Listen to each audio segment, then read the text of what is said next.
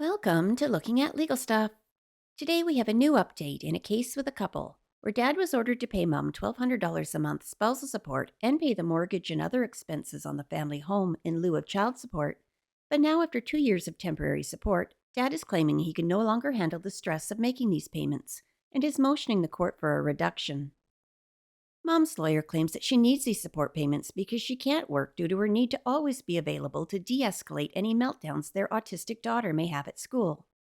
She says she's the only person who knows how to calm her down because dad has always left her alone to be the only one to care for the child.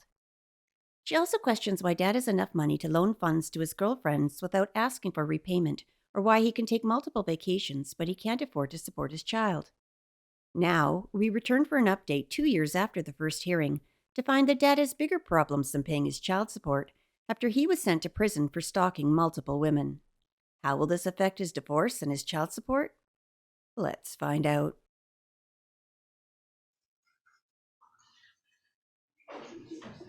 Judge, may she sit up here with, she can come up here with. Come up here.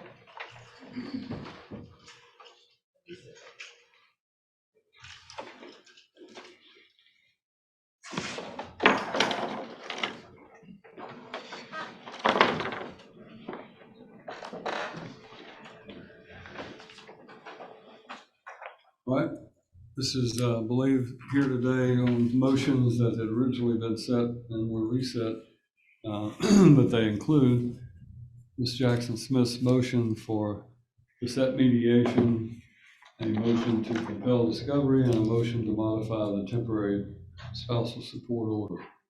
Are those the motions before the court? Yes, sir, Your Honor. All right, I will hear you. If you want to make any sort of opening statement before we begin the proof, then I'll be glad to hear it. I don't believe that'll be necessary, Your Honor. You may call your first witness. Your Honor, I call my client, Mr. Brett Anderson. Come up, please.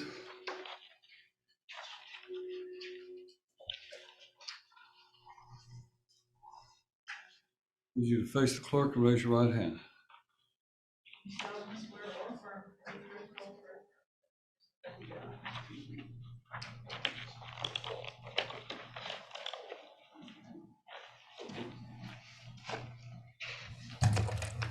Would you please state your name for the court?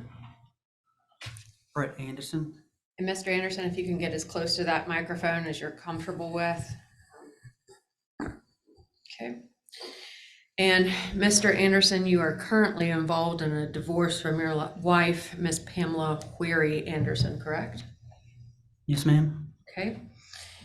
And on July the 9th of 2021, an agreed pendente light spousal support order was signed by both you and your wife, correct? Yes, ma'am. And in that order, you were ordered to pay to your wife $1,200 a month to be paid in $600 installments twice a month by noon on the 1st and 15th of every month, correct? Yes, ma'am. Okay. Were you also ordered to continue to maintain the marital bills as had previously been paid? Yes, ma'am. Were you specifically ordered to continue to maintain the mortgage, which includes insurance and taxes, vehicles, health insurance, car insurance, Netflix, Comcast, cable and internet, phone bills, and other incidental bills that you had paid throughout the marriage? Yes, ma'am. Okay. And then your wife was ordered to continue to pay the other utilities at the residence, correct? I believe so, yes, ma'am. Okay. So other than the utilities that were being paid for at the house by your wife, was she paying for anything to maintain the household, to your knowledge? To my knowledge, no, ma'am. And I have a breakdown. Let's see. You're currently paying a mortgage for the residence that your wife is living in the amount of $743.89 a month, correct? Yes, ma'am. And a car loan, whose car loan is that? It's under my name, but it's for Pamela. So it's for your wife's vehicle, Yes, ma'am. and that's $333.24 a month, correct? Yes, ma'am. You also pay $105.81 for internet and Netflix and all of that, correct? It's $105 for the internet through Comcast. There's an extra $15.96 for Netflix. Okay. $15.96. And the $1,200 a month you pay in spousal support, correct? Yes, ma'am. Okay, and I have that monthly total at somewhere around $2,400. Does that sound about right? Yes, ma'am, it does. Okay. And we have calculated spousal support and monthly bills to be approximately $60,000 you've paid your wife since July of 2021. Does that sound correct? Yes, ma'am, it does. Now, how have the responsibilities of these, I think it's fair to say, large monthly payments, what effect has that had on you, your well-being? I've had to work a lot, 2 jobs. It's tiring, and a lot of pressure.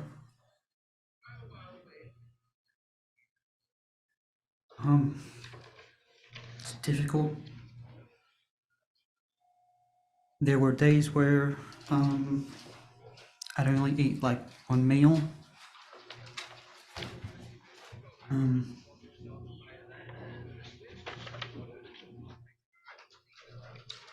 It's been hard.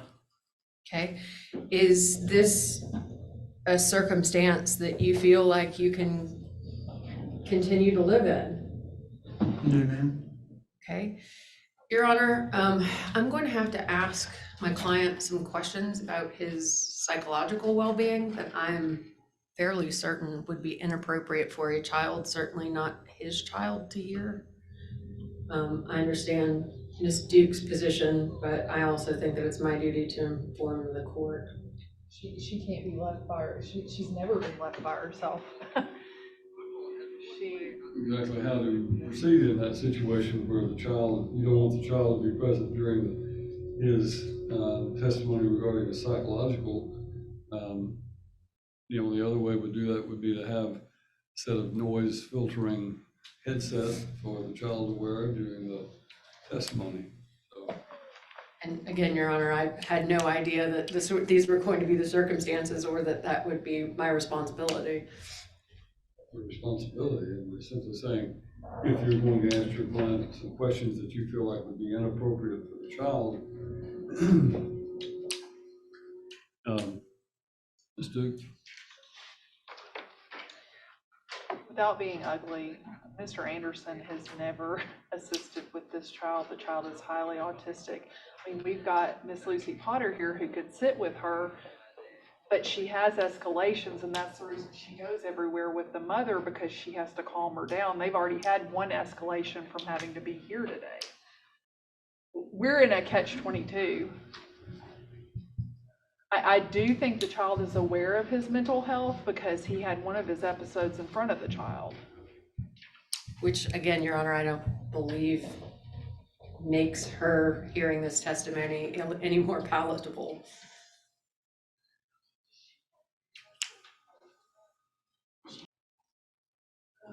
It's not compatible with our remote earbuds that I've got here. Not compatible with what? With the remote earbuds that I've got. I've got Apple, and it's not an Apple.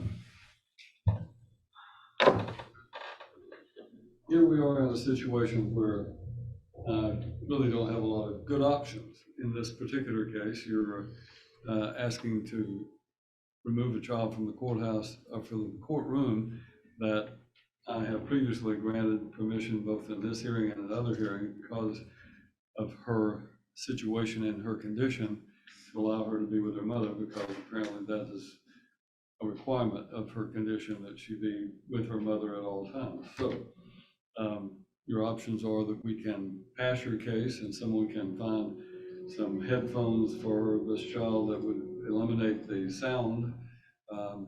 Or if that is not possible, then we will go the other route and see what we can do. Are you looking for headphones that would be compatible with what? It has a jack like the new iPhone battery, the new iPhone, It's an Android, sir. It's a Samsung.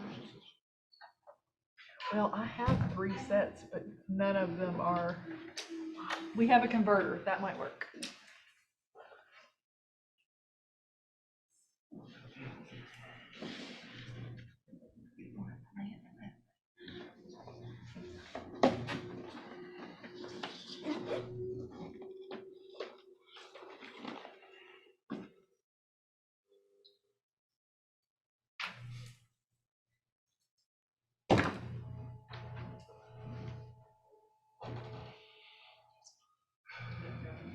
It's a USB-C. A USB-C.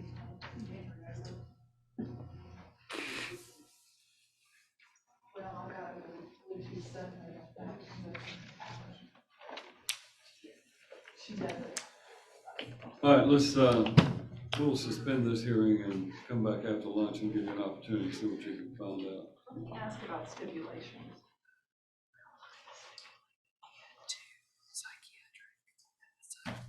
Yeah, but I gotta talk to him about why that happened.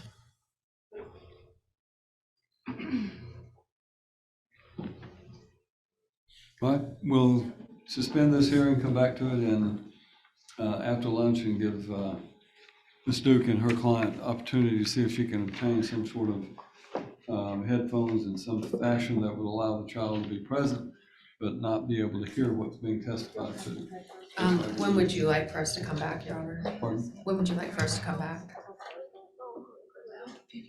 I'm not leaving, Your Honor, No, but I'm not gonna give you an answer I would like to give you, but I'm gonna tell you that we'll probably resume at 1:30. does it involve a long walk and a short pier, Your Honor? We'll come back at 1:30. Yes, sir, Your Honor, thank you. My client's got some at home, they're gonna run home and get them. And I'm gonna go ahead and take up another matter, so it may be not right at 1:30 that we take you back up. I think you'll have time, go ahead. All right, Mr. Anderson, you were on the stand, I believe, so if you'll come back around.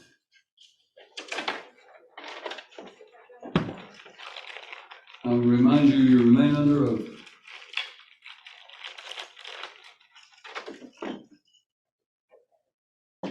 Judge, I will ask for the rule. I didn't realize Miss Jackson Smith's witness was in here earlier, and she is. I'm sorry, you what? She's asking for the rule, Judge. I don't object. Rule has been requested. Anyone who's going to testify as a witness must go outside of the courtroom and remain outside of the courtroom till you are called to testify. You're not to discuss the testimony of any other witness with anyone until after you yourself have testified. All right. Smith, you were questioning your client, I believe. Yes, sir, Your Honor.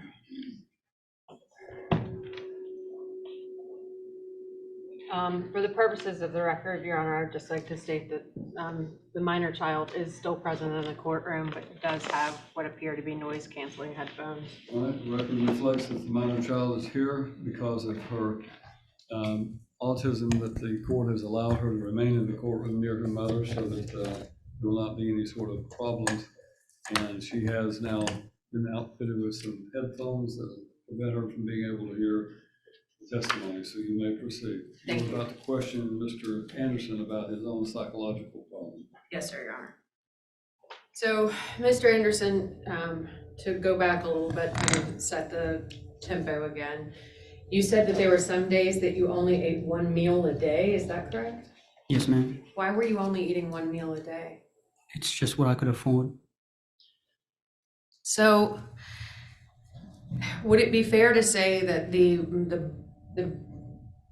stress of these proceedings and the burden of the spousal support that you have been ordered to pay? I've let it go on for purposes of objection, but I've let it go on for purposes of getting through the hearing, but she is leading and telling him what his feelings are at this point, so I do have to cut off the leading. Staying, don't lead the witness. Has the process of this divorce been very stressful for you? Yes, ma'am. Has being able to meet the requirements of the court-ordered spousal support been very difficult for you? Yes, ma'am. Judge, she's still leading. Her questions are suggestive of an answer. Overall, on that question in particular, it may be somewhat, but I don't think it is a yes or no question, but it's not suggestive of the answers overall.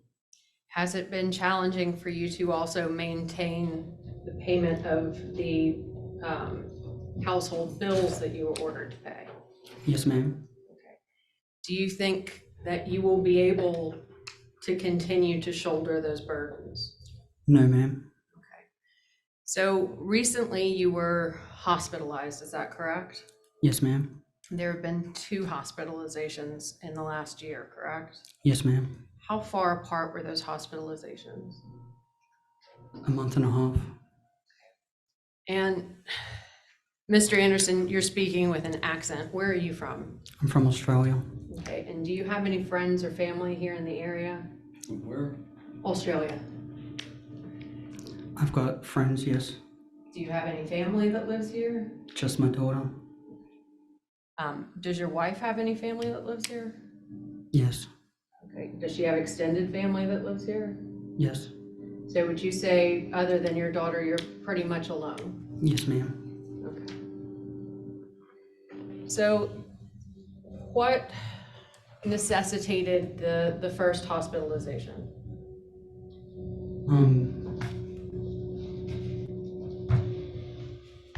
I was working 100+ hours. I had trouble with employees at my second job. Some would show up and for maybe a day or two and then not come in, and I would have to work their hours. Some were being problem employees, and I had to try and take care of it. I had to ask for employees not to come in because they were being problems, and that necessitated me being the one to take their hours. A $1,200 tax bill, $1,000 car repair bill, another $500 car repair bill.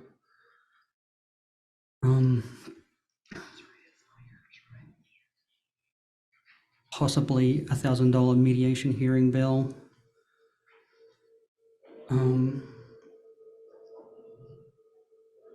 There was just a bunch of stuff that happened within a very short amount of time that I couldn't handle. Okay, these car repair bills, what were they for? The transmission mounts on the gearbox of my car are missing or broken, and they need to be replaced. And the other one is my car doesn't have a rear bumper now. It broke off, and so I have to get that repaired. Have you been able to afford to do that? I was in the process of being able to. Most of the money that I had from working all those extra hours, being forced to work all those extra hours, I was doing everything I can to not overspend, not spend very much money, and try to save that up so I could try to get at least the transmission mounts repaired. But I didn't get to that point. And so at some point you made the decision to take your own, is that correct? Yes, ma'am. And what happened, if you don't mind us asking?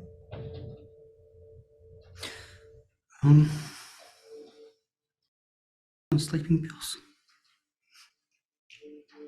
And when that happened, were you in the care of any professionals? No, ma'am. I was at home by myself. Okay. Did you already have a counselor? No, ma'am, I was planning on trying to go see my counselor again, and the only way I can explain it is I just ran out of time, I guess. So if you could tell us what factors weighed most in your decision to enroll? Nobody else was trying to help take responsibility. It's always been left up to me. You say it's always been left up to you. Has your wife, ever been employed during your relationship with her? No, ma'am. Has she had, in your opinion, has she had the ability to be employed? Yes, ma'am. And why do you have that opinion? She has never had any medical issues. In 2019, she made the decision to start with Nashville State and try to get her teaching degree. Year and a half later, she decided to give it up and not continue on to her bachelor's degree. And then after that, her mom and dad came to stay with us until they died in 2021.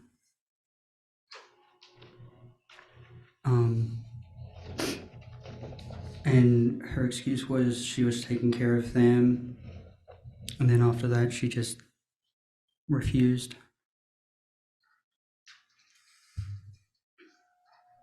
So when you made the first attempt on your life, were you hospitalized? No. What happened? The first attempt, I tried to cut my wrist.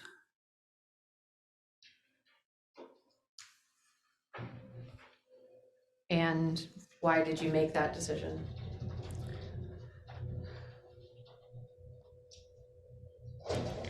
I got evicted from my house by the court. Everything that I had worked for since coming to the US in 2006 had been ripped away from me. I worked hard. I worked diligently, and that didn't matter. None of that mattered.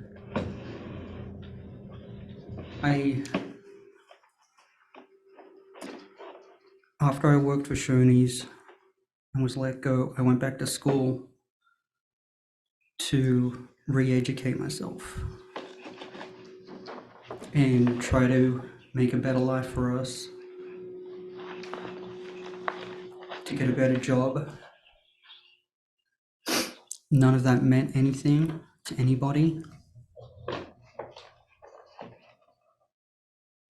I don't mean to play victim, but as immigrants, we're told that if we work hard, things will be good for us, that we'll get what we owed. All of our hard work would pay off, and that didn't matter. And it felt like my life had been ripped away from me. All of that meant nothing, and I didn't want to continue living like a slave. And that's why I tried first time. So when you made the first attempt on your life, you were employed at two different full-time jobs, part-time jobs? One full-time and what was supposed to be a part-time job. And you said you were working 100 hours a week. Was that an average, or? Yes. In your opinion, was that a tempo that you could keep up? No, ma'am, I tried, but couldn't. So, in addition to what you're paying your wife, let's see.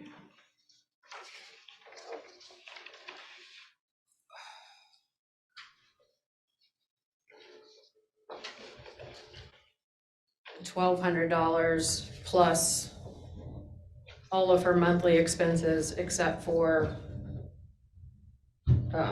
utilities. In addition to that, you have your own monthly expenses, correct? Yes, ma'am. Because the court did grant her exclusive possession of the marital residence, correct? Yes, ma'am. And so since that time, you've had to not only support her entire household, but also your own, correct? Yes, ma'am. Okay, and at some point, you lost that part-time job, correct? Yes, ma'am. And that reduced your monthly income from approximately $9,000 to approximately $6,000 a month, correct? Yes, ma'am. Let's see.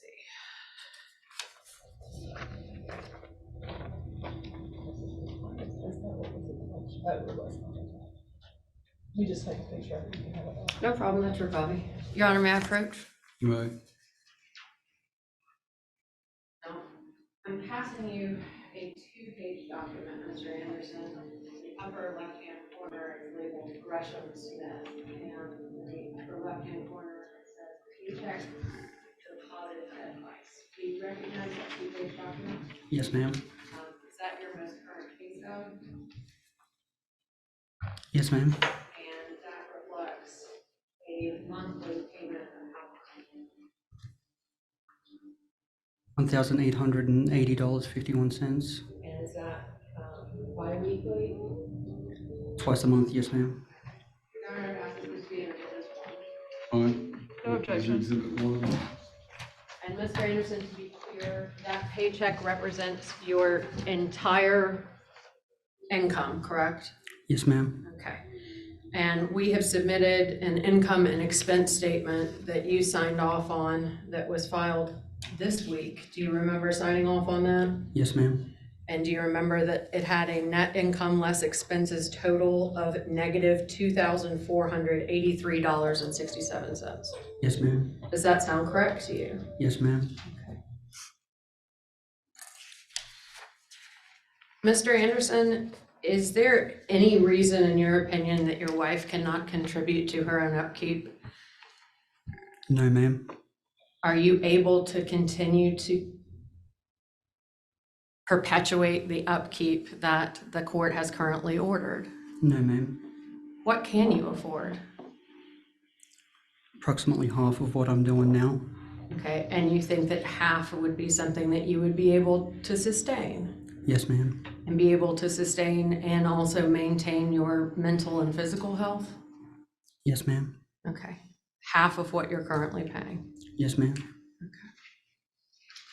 Your Honor, that's all I have at this time. Mr. Anderson, if you will stay put, I'm sure Ms. Duke has some questions for you.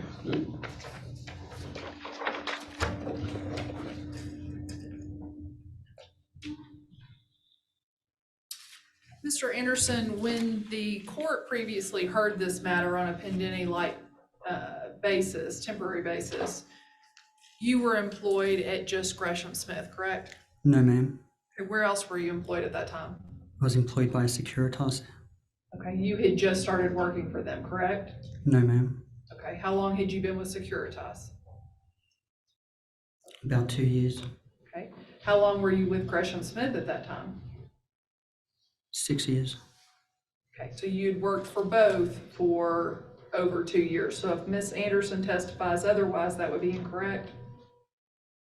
In 2021, when this was first heard, were you working for Securitas? Yes, ma'am, I was. Now, between our last hearing date and today's date, you've taken multiple trips, is that correct? No, ma'am. Okay, so you've not traveled to Chicago to see your girlfriend? No, ma'am. Okay, did you make a trip to Chicago? I did. Okay, and who were you visiting up there? I met a friend up there for dinner. Okay, was it a female? Yes, it was. Okay, and you remember admitting the last time that we were in court that that was a girlfriend? that was someone you had a romantic involvement with? Yes, ma'am. Okay. And since the last time we were in court, you went to Tampa, is that correct? Tampa, Florida. No, ma'am. Okay. Have you traveled to Florida? I traveled to Pensacola And how long did you stay in Pensacola? one night. And what was the reason for your travel? It was for my birthday, Okay, so you treated yourself. When was that? February 1st, the weekend after February 1st. Of 2023? Yes. Okay. Since this divorce has been pending, has Miss Anderson been able to take a trip? Yes, ma'am. Okay. Aside from camp for your daughter, has she taken a trip? Yes, ma'am. Okay. Tell me where. She went to Pensacola, Florida. Okay. When was that? That was Christmas 2022. Okay. Did she go with someone that paid for her to go? I'm not sure. You've been to New Orleans, is that correct? Yes, ma'am. Okay. Tell me how long that trip was. That was the weekend after my birthday. Okay. So you went from Pensacola to New Orleans. Yes, ma'am. Okay. And for how long were you there? It was from the Thursday through to the Sunday, so it was a 4-day trip. Okay. And you were there with a girlfriend. I was there with a friend. Yes, ma'am. Okay. Who was female, correct? Yes, And you paid for the trip. I did. Okay. And that was when? That was the weekend after my birthday, February 1st. Okay. So in March of 2023, you're still making enough money to handle additional trips outside of the state of Tennessee, correct? Expense-wise. I was making money from 2 jobs. Yes, ma'am. And you've taken trips to Niagara Falls, is that correct? Yes. Okay. And was that with a girlfriend also? No, ma'am. Okay. Was that with a friend that was of female persuasion? Yes, Okay. And you paid for that trip, correct? I did. Okay. And during the pendency of this case, you've had meal delivery services, is that correct? Yes, Okay. And you've utilized those up and until you filed this motion, is that correct? yes. And how much is that meal delivery service you use? I don't know. Okay. Has Miss Anderson been able to utilize a meal delivery service? I don't know. Okay. Do you understand that she's spending as much money on food for she and your daughter that you say on your expenses you're spending on yourself? I'm not sure.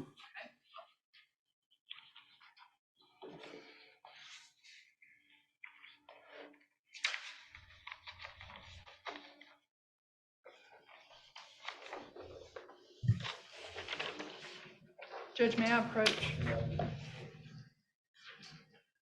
On your statement of income and expenses, sir, how much does it list for your food?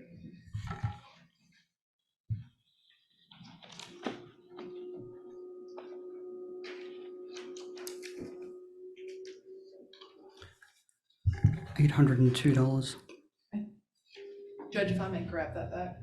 If I would give that back. So you're spending $802 per month on your food for you by yourself? Yes, ma'am, approximately. Okay. And that does not include your meal delivery service, does it? Yes, it does. Okay. And you had a membership in Belmead, is that correct? Yes, ma'am. Okay, where was that? It was at a gym. Okay, how much was that for every month? It's $380. And has Miss Anderson been able to avail herself and avail your daughter of going to a private gym? I don't know. Okay. Well, do you know her to travel to gyms? I don't know. Okay. And you said that was 300 and what? $80. Still paying that, sir? No, ma'am. When did you stop paying that? March. After you got back from New Orleans? Yes, And you've got a YMCA expense, is that correct? I do. How much is that per month? $44. And you've got a Netflix expense, is that correct? It's a joint Netflix expense. Okay, is that something that Miss Anderson's able to utilize? As far as I'm aware, yes. Okay, do you have any problem with her utilizing that expense? No.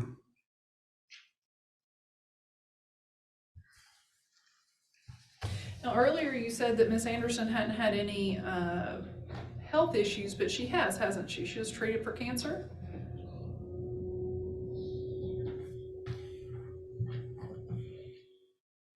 I can't remember. Okay, you don't remember whether or not your wife went through cancer treatments? No, ma'am, I don't. you recall whether or not she's ever had any hospitalizations due to cancer? I remember a hospitalization in 2013. And are you aware that your wife has got $5,000 in medical bills that she's working on paying? No, I'm not.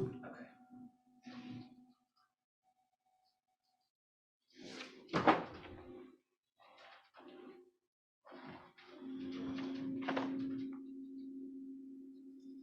When you said she attended Nashville State, trying to get a teaching degree, she stopped doing that when she found out that you had been cheating on her, correct?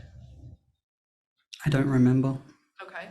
And her parents were gravely ill and they moved in with you. Is that correct? Yes. Okay. So all about the same time she finds out you're cheating on her and her parents are moving in because they're gravely ill, correct? I don't remember why And her parents subsequently passed away, is that correct? they did. Okay. You said she had family here, extended family here. Yes, How ma'am. many extended family members does she have in this area?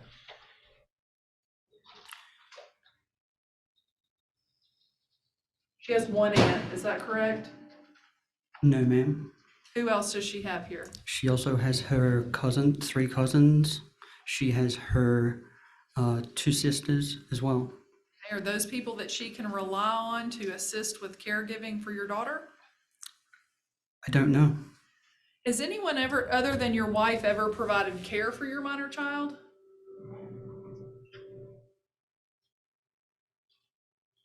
Not when we were together, no. And she was a homemaker the entire marriage, is that correct? She was a stay-at-home wife, yes.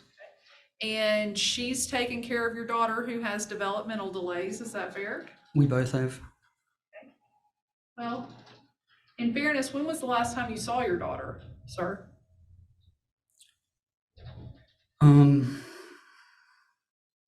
It would have been at the start of July, I believe.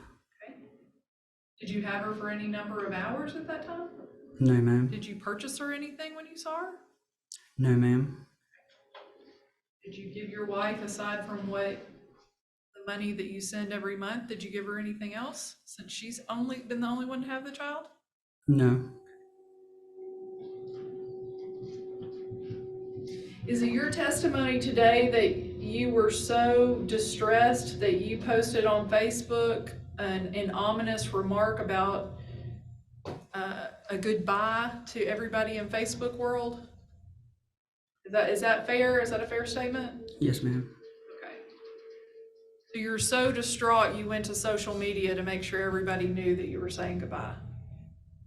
My friends and family, yes, ma'am. Are you sure it's not some sort of, hey, Judge, I'll strike that.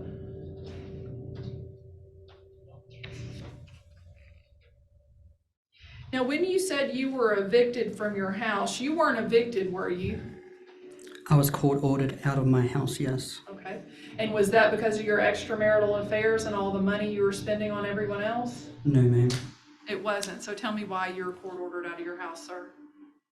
The judge ordered me out because I could afford a extra place.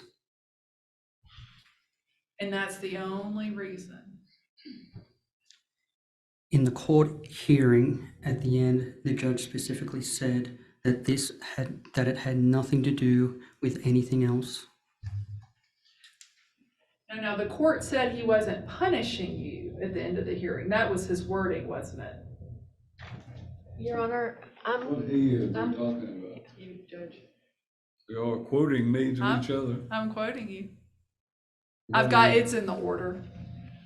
and Your Honor, I don't believe that he is qualified to expound upon the legal basis of Your Honor's decision. He's responded with what his recollection was, and I believe that is the conclusion of the question and answer. Well, it doesn't appear to me that that's really relevant. I mean, under the circumstances, whatever I said, and he's either complied with my ruling or he hasn't, so. I can move on, Judge. Now, you've got savings at Bank of America, is that correct? No, ma'am. What did you do with your savings that were at Bank of America, sir? I've done nothing with it. Okay, you had a large lump sum in savings at your separation. Where's that money gone? I haven't touched the Bank of America account in over three or 4 years. Okay. Do you have another savings account? No, ma'am, I don't. How much was in the Bank of America account at the time of separation? I don't know. So if there's $30,000 there for you to live off of, you don't know that it's there? No, ma'am. You never allowed Miss Anderson access to that after she found out you were cheating, did you? That's incorrect.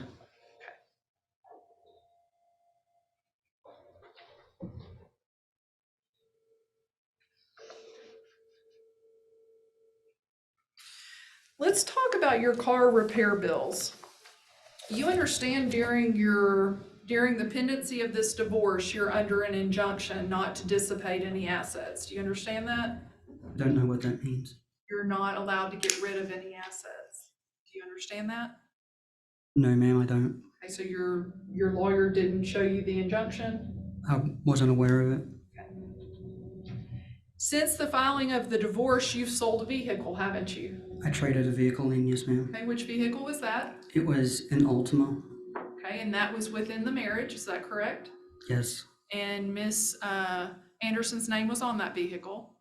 No, I don't believe so. Okay, it was on the loan, wasn't it? No. Okay. Did you give her any of the proceeds or offer her any of the proceeds when you traded that vehicle in? There were no proceeds. Okay. Was there any amount of money from that vehicle that was applied towards your new vehicle? I think so, yeah. How much? I'm not sure. Did you offer Miss Anderson any of that money? No, I wasn't aware of it. Okay. How much did your new car, what did you get in exchange for, was it a 2016 Nissan Altima that you had? It was a 2015 Altima I had. And what did you get in exchange for that? 2017 used Altima. So you upgraded, is that a fair statement? No, ma'am. You got a newer vehicle, is that correct? A newer year vehicle, yes, ma'am. And even without Miss Anderson's permission to do that, you're before this court and expect this court to make you feel some sort of way about the fact that you've incurred $1,500 in expenses for that vehicle that you just bought. Did you have $1,500 in expenses for it? I do. Okay. Do you expect the court to give you any sort of leniency because you have a bill that has come about for a vehicle you weren't supposed to get in the first place? I don't expect anything from anyone.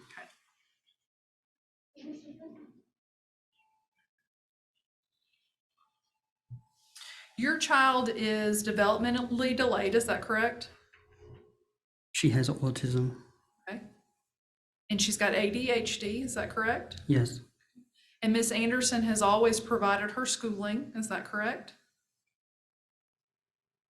No. Why do you say no? She has, for the past 3 years since COVID started, assisted Lillian with remote schooling.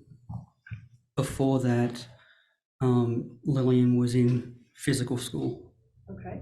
And since COVID, because your in-laws were living with you, the child stayed out of school in case she got COVID and brought it home, is that correct? Your Honor, I think that the form of the question supposes a little too much. What now? I think that I'm objecting to the form of the question. She says that the reason that the child was kept home after COVID was because the grandparents were back. I think there's a little too much information in the question. I mean, he agreed, he said yes. Your client's already answered the question, so it was apparently not so complex that he couldn't understand and answer it, so Yes, sir. overrule the objection.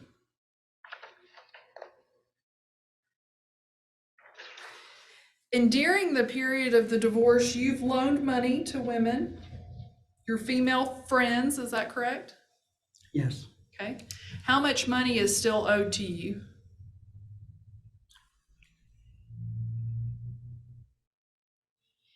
I'm not sure. Well, we knew as of the last time we were in court that you had loaned at least $2,500. Was that ever repaid to you? No. Have you asked for that money back?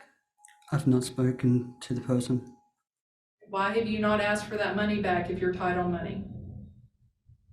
because I don't want to talk to that person, and vice versa. Is that someone that you had a sexual relationship with, sir? No. Who else have you loaned money to? Nobody else. Nobody but the one female? Yes. How many other females have you been around in a romantic setting? One other. One other? Is that the one that you went to Chicago with? Is No. that the one that you went to New Orleans with? Yes.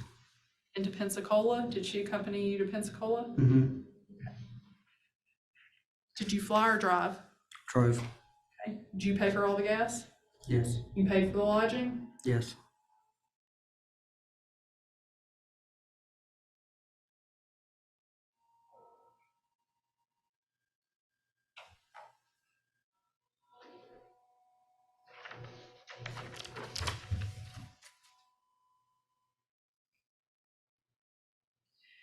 You remember making the comment to Miss Anderson shortly before you made yourself the victim in this case, that if anything ever happened to you, that you'd make sure that everybody knew that Miss Anderson was crazy and you'd have her committed? No. Have you ever said anything like that to her? Not that I'm aware of. You've never said that she should be committed? I don't ever remember saying that. Sir, what kind of degree do you have? I've got an associate's degree. And since the entry of the last court order, wherein you were required to pay the $1,200 a month and pay the expenses at the marital residence, you have bought several 3D printers, correct? No. You don't have any 3D printers? I do, yes. Okay, how many do you have? I've got the one. Did you tell Miss Anderson you were gonna buy another one? No.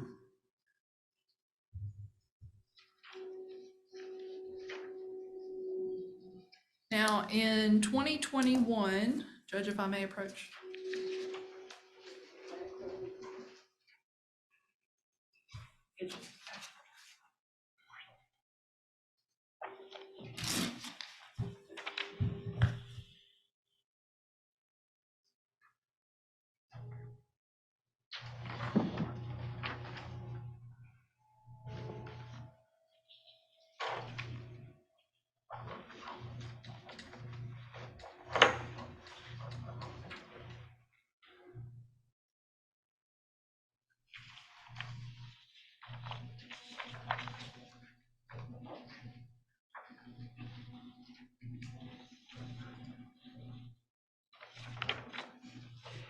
Do you recall how much you made in 2021, sir?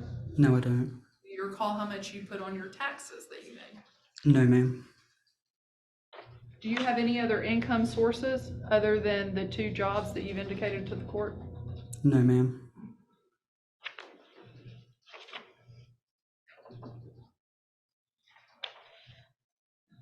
Have you done anything to assist your wife in seeking Social Security for your daughter?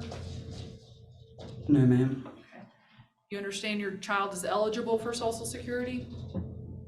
I was told a couple of years ago that she wasn't because I made too much money.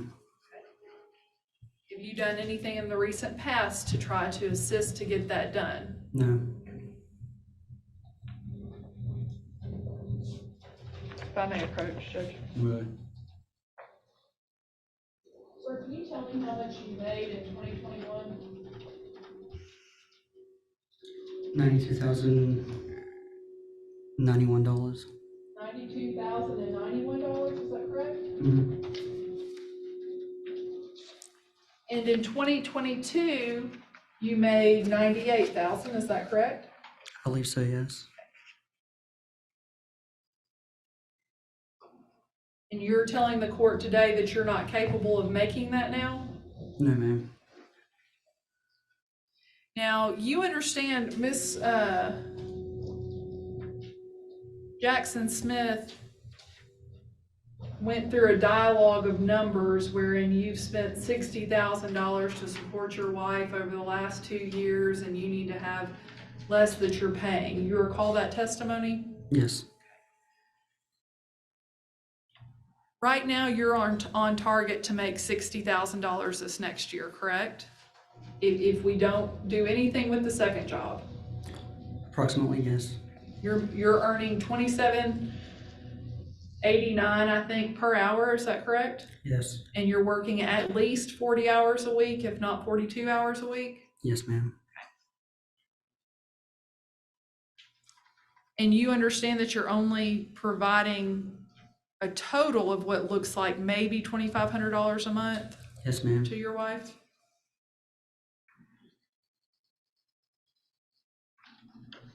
And you're saying that you need more to support yourself than your wife needs when she's got your daughter in her care 100% of the time. Are you telling the court that? Yes, ma'am. Can you explain that to me, how that is, that you need more money than she needs? When she's supporting your daughter? I have no way to pay everything that I have to pay for myself as well. Well, you do, because you have for the last 2 years, is that correct? With a second job, yes. Okay. And you're still able-bodied, is that fair? I mean, you're up and walking? Barely. Okay. And when I heard you testify, it sounded to me like it wasn't necessarily a mental health problem that was preventing your second job, employment with your second job. It sounded like there were issues with the job where you were sending capable employees home. That's incorrect. Okay.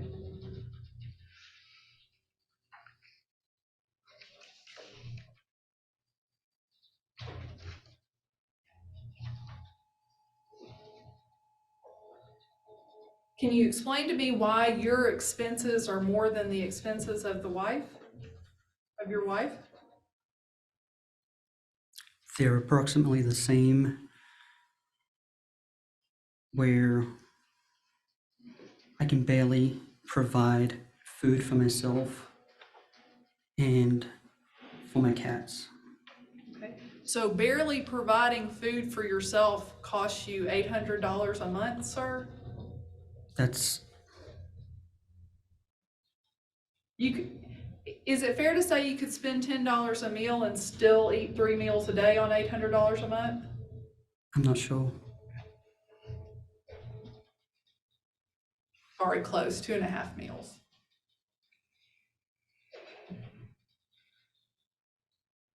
Judge, if I may have 1 minute with my client.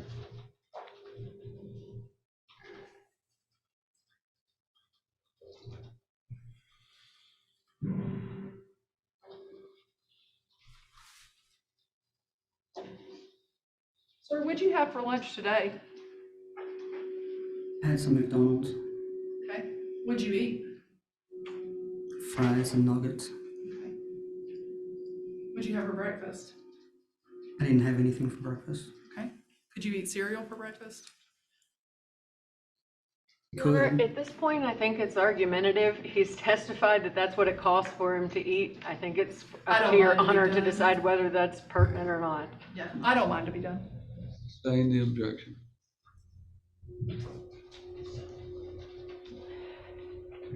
Mr. Anderson, are you a well man? I don't know. Do you feel as well as you did, let's say, back in July of 2021 when all this was ordered?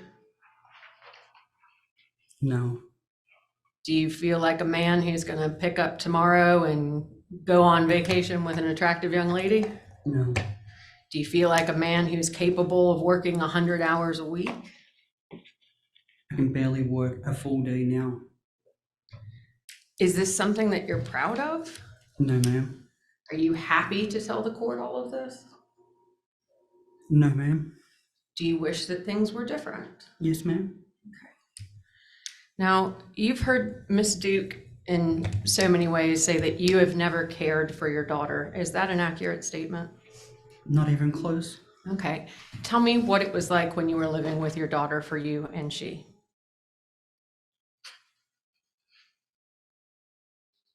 It was great.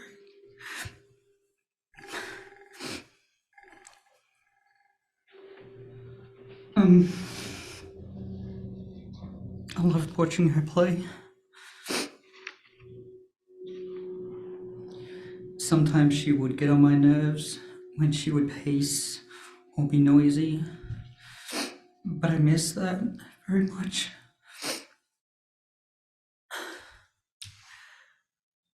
She's so smart. She's imaginative.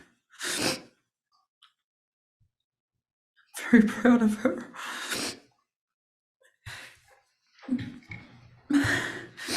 People use her autism as if it's a crutch for her, and it's not. It's just something that she has, and despite it all, she's the woman she is.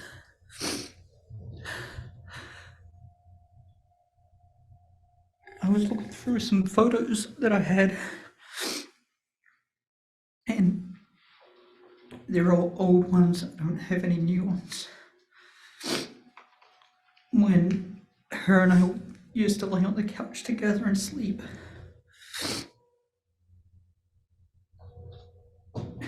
She doesn't even want to be around me now, and I get that.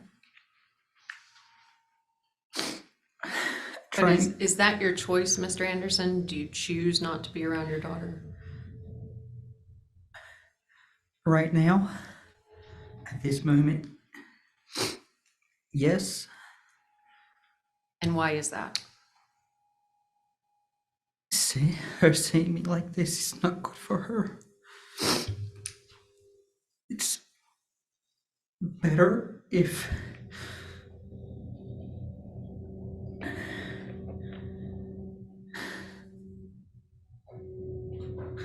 she deserves better.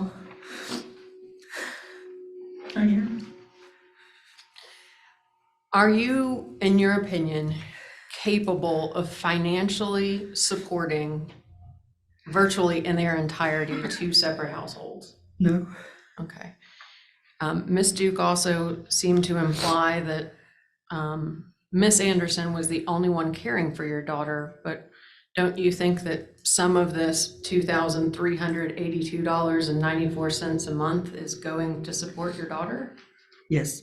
Okay, and it's keeping a roof over her head? It's keeping a roof over her head. It allows her to get out in the Jeep if she wants. It gives her food. It gives her access to the internet for her to enjoy stuff. It gives her food, and it gives her water and electricity to use for whatever she wants.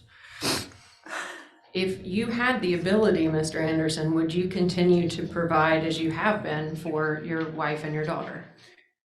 If I had the ability, yes. Okay. And it's your testimony here today that you no longer have the ability to support them in this way? No. Okay. So what is in the Bank of America account? What is the Bank of America account, rather? It's a bank account. It's a checking and saving. There's a savings account that was set up for Lillian. When I first started working back in 2008, I opened up the account. I think it was in 2011. Pamela was put on the account, so it's a joint account. She's always had access to it. She's always had a bank card. She's always had online access to it. Whenever I send her the $600 a month, that's where the $600 a month goes. I no longer have a bank card for it because I let it expire. I do not log on to the online portal for it. The savings account is, like I said, was set up for Lillian. And essentially it's called a keep the change savings account. So whatever is spent, it gets rounded up, but that change gets put into that savings account. And I haven't touched either the savings account or the checking account since the start of 2020 when I opened up my own individual account at Regions. So even though you've made 2 attempts on your life, you've lost a job, you're 3 attempts. barely able to feed yourself, you still have not touched that money because it belongs to your daughter. Yes. How much money are we talking about? He's saying approximately $30,000. No, ma'am, I'm not. Okay, how much approximately do you think is in the account? I'm not sure. It's not in the thousands. It's not even in the hundreds or even past $100. Okay. So you're saying there's less than $100 in this account? We're talking about the savings account, Mr. Anderson. You know how much is in that savings account? I don't. Have you withdrawn any substantial amounts from it? No, sir, I haven't. In the last you knew, there was $30,000 in it? No, sir, I've never said that. Okay, and I'm asking you, how much do you think is in there? Or how much, strike that. How much was in there the last time you yourself looked? $13. $13. Yes, ma'am. So are you in a position right now where you think that you could help anybody apply for Social Security? Are you mentally stable enough to do that? I could help if I knew what I needed to do. And if you were told what you needed to do and you were able to do that, you'd be happy to, would you not? Yes, ma'am. Okay. Has anybody told you anything about Social Security or sent you any paperwork? No, ma'am. So all of that is hyperbole. Yes, ma'am. Okay. So to be clear, your old income was $9,303 a month, correct? Yes, ma'am. Your new income is $5,075.98, correct? Yes, ma'am. And you are currently paying your wife $2,382.94 Yes, ma'am. while maintaining your own household and your own living expenses. Yes, ma'am. And in your opinion, considering your current circumstances, that is impossible to maintain. Yes, ma'am. Thank you.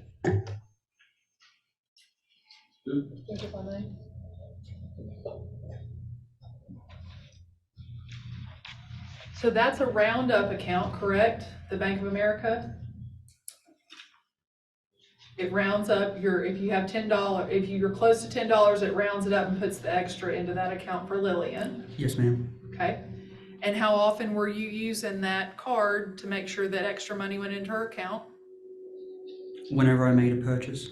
Okay, and you're saying that all that was in there, and you've not made any withdrawals, is $13? Yes, ma'am. The last time I looked. The last time you looked, and the last time that you took money out of it, right? The last time, yes. How much money did you take out of it? I transferred $30 from the savings account into the checking account, so the checking account wouldn't go into negative funds and receive a $35 negative fee. Okay. So how much did you take before you took that $30? When did you make the big transfer? I've never made any large transfers. Okay, you can agree that it was at $1,500 at least at one point in time. No, ma'am. And you've continued to use the mechanism that adds the change to that account, correct? I don't know. Why don't you know, sir? I do not use the mechanism, no, comma, no. Okay. Now, in your testimony earlier, you testified that you paid for everything for the wife, but she pays her own utilities, is that correct? I'm not sure. As far as I was aware, the $1,200 that I was paying, she was using part of that to pay the utilities. Okay. And you're not but you're not paying those utilities directly, is what I'm saying. She pays her gas, she pays her water. Do you pay anything utility-wise? Not directly.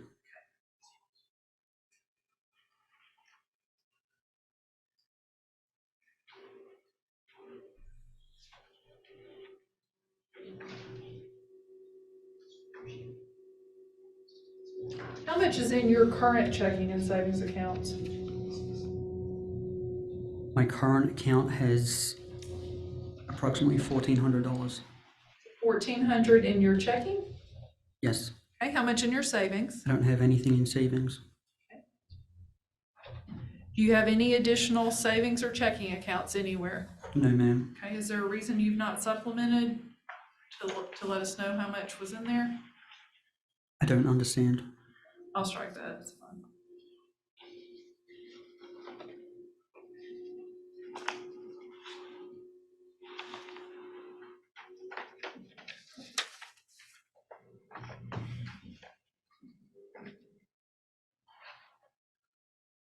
It's fair to say that Lillian can't be left alone, isn't it?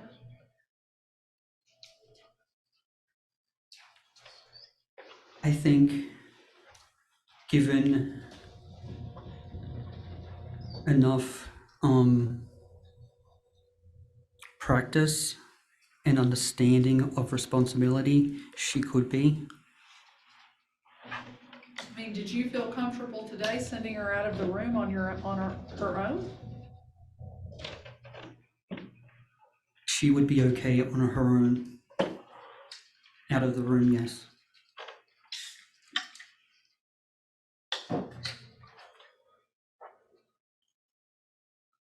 What mindset? She's of 8-year-old mindset, is that fair to say? Your No, Honor, ma'am. I'm going to object to relevance. If this is about caring for the child, certainly anything monetary, I believe that it is relevant, but we're talking about the mindset of the minor child, which I'm not sure is relevant to a motion to modify a pendente light spousal support. Duke, what is the relevance? It is relevant because when we were here on the pendente light matter, Your Honor said on the basis of the $1,200 and the utilities and, not utilities, I'm sorry, and the household expenses, that you were granting that she was not going to receive a specific amount of child support. So that is the relevance. The child support melds over into the spousal support because in Your Honor's previous ruling, that was all taken into consideration and why child support was not specific. I think her objection is as to the relevance of the mindset of the child, how that relates to what you're arguing. I'm fully aware of the fact that with the amounts that he was ordered to pay, that child support would have been impossible. The other option is we convert it to child support based on the current income and then determine the amount of applicable support. But I'm of the opinion that I don't see how his opinion about this child's mindset is relevant to this issue. Her ability to be left home alone and my client's ability to, All right, overruled on the basis that it goes to the issue of whether or not Ms. Anderson can work outside of the home. Thank you, Your Honor. the minor child has been determined to be at an 8-year-old's level, is that correct? Not that I'm aware of, no. Judge, that's all. Smith, do you have any follow-up? No, sir, Your Honor, thank you. Thank you, Mr. Anderson. You may sit down and have a seat. Smith, you may call your next witness. Call Patty Flores Pugh. She should be out in the hallway, Judge. Your Honor, while Ms. Pugh's coming in, Mr. Potter and I have the matter that we can take off your All right. docket. In the Dawson matter, we just resolved to get a final hearing date, so if Ms. Lynn can provide us with that. Judge, if she's being offered to testify as to the mental health of Mr. Anderson, I would like to voir dire her because while she's a respected member of the community, I don't believe that she has the credentials to testify about mental health. Why are you offering this witness? Your Honor, Miss Patty Flores Pugh has been seeing my client since approximately 2017. She can testify not only to the fact that he is dealing with severe depression and anxiety, but also to the fact, Question, so you're offering her as an expert witness? I'm offering her to proffer her testimony that she has been seeing him to treat depression and anxiety. I'm not asking for What her capacity? as his counselor. LCSW, Judge.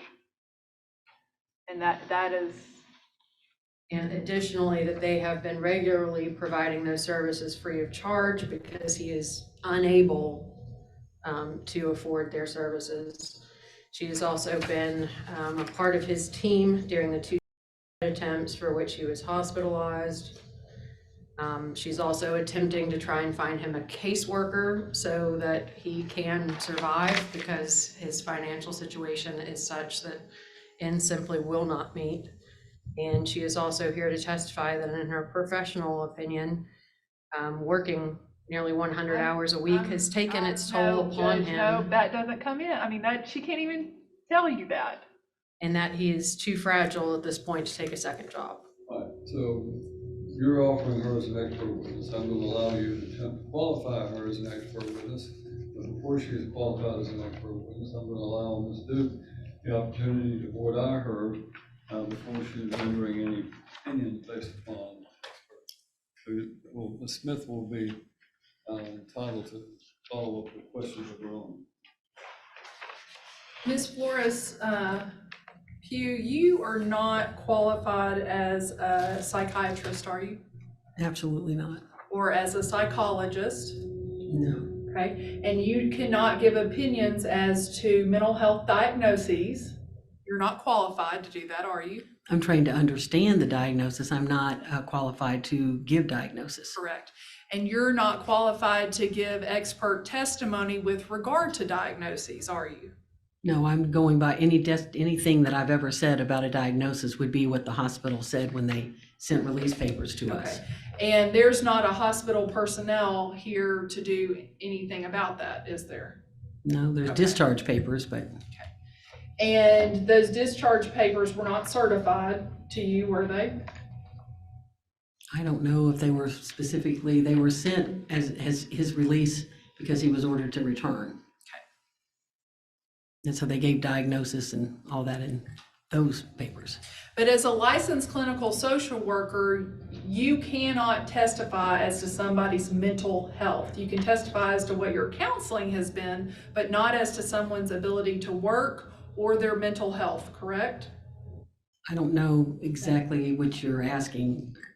I can talk about emotions. Okay, but you don't have the qualifications to testify about these mental health diagnoses, do you? I'm really not understanding the question. I'm sorry. I'm here to say what I observe, the paperwork that I've gotten, those kinds of things. Okay, but how would that testimony be any different than what Mr. Anderson could say about himself? If he's gotten up here already and testified about his emotional state? I'm not sure what he testified to, Okay. but I'm sure that he showed he was distraught. And Okay. But how could your testimony do anything different than what he's already said? I'm not sure what he said, so sorry.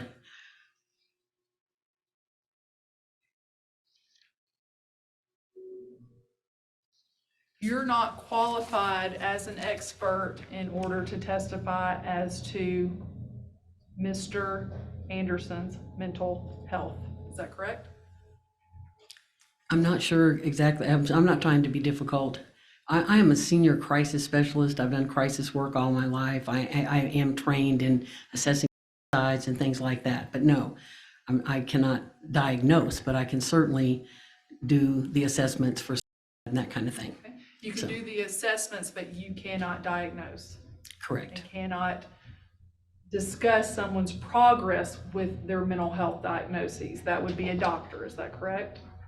A doctor of psychiatry or a doctor of, To diagnose, correct. yes, that's all, Judge.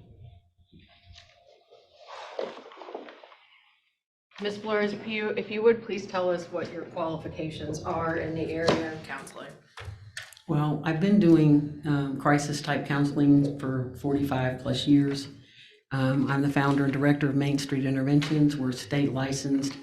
outpatient mental health. We're state licensed outpatient drug and alcohol. We're supervised. We, meet all the criteria to hold those standards.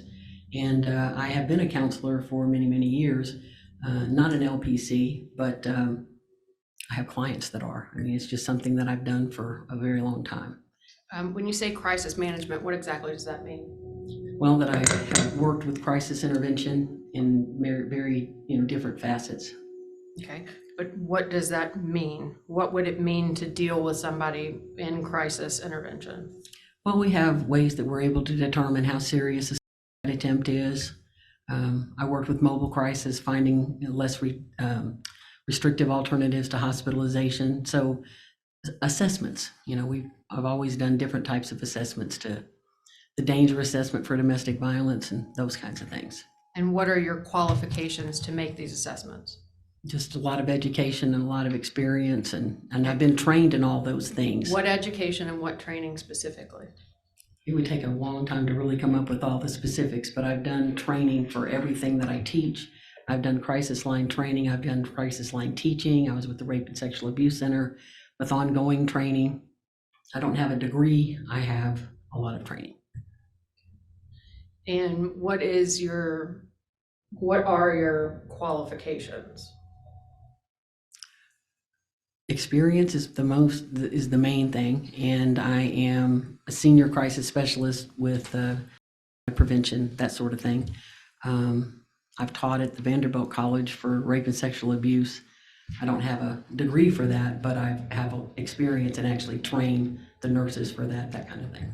Okay. So it's just something that I've done along the way. And what is your educational background? I just some college here and there, just certifications and things like that. I did not get a degree. And have you served as Mr. Brett Matthew Anderson's counselor? Yes. And how long have you been serving in that capacity? Since September of 2017. Okay. And when he came to you, what were his concerns? He was having trouble in his marriage. This is part of the testimony, Judge. I think first we need to determine whether or not she's a certified expert. Well, an expert witness under the rules can be qualified as an expert based upon education or experience. And according to this witness, she has been counseling for 17 years or something like that. 21 and a half at Main 21 and a half Street. years. Prior to that, another 10. So she is qualified to be qualified as a witness as to counseling. And it's my understanding that's what she is doing, is talking about counseling.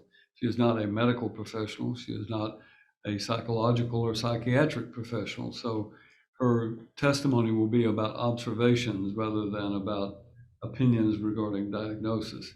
If that's clear, Yes, sir. she Your Honor. cannot render an opinion as to his condition or his prognosis or any such thing as that. She can only testify about her interaction with him. When She he- will be qualified Yes, as a counselor rather than an expert medical professional. When Mr. Anderson came to you, what concerns did he present? He was married and there was a difficulty in the marriage. He was concerned about things at the time.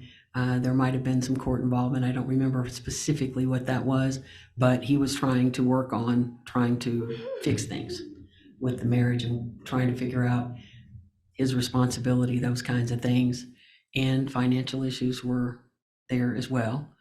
And he came on a regular basis and just talked about the day-to-day, what was frustrating him, things at work, things in the marriage. Okay. At that point, would you have judged him to be a risk for? Not at that time, no. At some point, did your counseling of him become, I'm not sure if this is the right word, but more intense? At times, he would seem more concerned about things. He wasn't feeling secure about things getting better, but those were usually short periods of time. And over time, he became a little bit more not able to believe he could fix things, that things weren't going to get better. Okay. Did you as his counselor, indicate any particular stressors that you were concerned about? Initially, just being more of a communicator, being able to make his feelings known, that kind of things. Relaxation, that was something that came up. Mostly just sort of being a sounding board, giving affirmations, that kind of thing. And as things progressed, he got maybe a little bit more frustrated, a little bit more not believing things would work. And you heard when I was making your introduction to the court, I made the comment that, at some point you started treating him without charge. Is that an accurate statement? Yes. At what point did that start? I would say that was probably 2018, 19, somewhere for a period of time. Then for a period of time, he didn't come. He didn't keep like regular weekly appointments, but he did come semi-regular, and I did not charge because that was the reason that he wasn't coming, and I felt he very much did need. Okay, you say he very much needed counseling. Why was that your opinion? He just, at the time, didn't really have anybody that he confided in, could talk things through, and just talking it out helped him a lot, just being able to get it out. At some point, the stress for Mr. Anderson became untenable. Would that be a fair statement? Yes. And at what point in your opinion as his counselor, did he reach that point? Well, I had not seen him for a while. I can't exactly say how long. And we got, I think he did call to make an appointment, and I saw him one time, and he was very not okay. But it was just a very quick time that I saw him. It wasn't like scheduled in advance. And then we got discharge papers from the hospital where he had attempted. Okay, when you say he came in and he was very not okay, I do something completely different for a living than you do. So what does that mean to you, and specifically as it relates to Mr. Anderson? Just all of his statements were what I call just based on hopelessness. It's just not going to get any better. I just don't know what else to do. And we did a contract at the time that he would call if he made before he made any other attempts. And he came regular after that for a short time, and then another. So while he was under your care, he attempted twice? No, he wasn't seeing me when he had the first one. Mm-hmm. But then the second one he had been, and we did have a contract for him to call if he did, and he did call, but after he had already taken the pills. When was the last time you saw Mr. Anderson in your professional capacity? It would have been last week, I think, when he came after he got out of the hospital. Okay, and how would you characterize his emotional and mental state? The best word that I can give is just fragile. His demeanor it's gone downhill. He moves his hands a lot. He's just very different. I mean, he's agitated. He's hopeless. He does not indicate any kind of hope for anything being better, anything improving. He cannot do anything he really needs to do, those kinds of things. In accordance with your experience in crisis situations, how do these observations correlate with that training? Do you have concerns? Oh, I'm very concerned. I'm very concerned. Could you explain that to the judge, please, ma'am? Well, my belief is that he's absolutely positively at the end of his rope, and that he absolutely cannot do any more than he's doing, can't even do what he is doing. He's not mentally or physically capable of doing that, in my opinion. Okay, and to be clear, you're here today and have been here all day, also free of charge. Yes. And you did that out of an abundance of concern specifically for Mr. Anderson? Very much so. And could you explain that to the judge, please? Well, I just believe, my interactions with him, he has always tried to do the right thing, in my opinion, in my eyes. He's worked very, very hard and happy to do it. And I've just seen that just dwindling and dwindling and dwindling.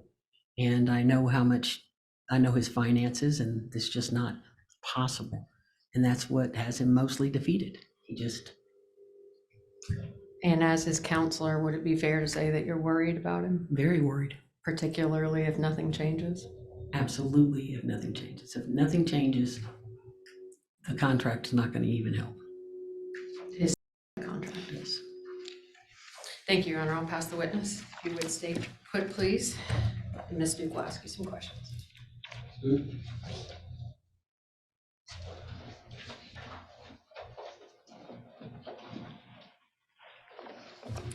Are you aware that as of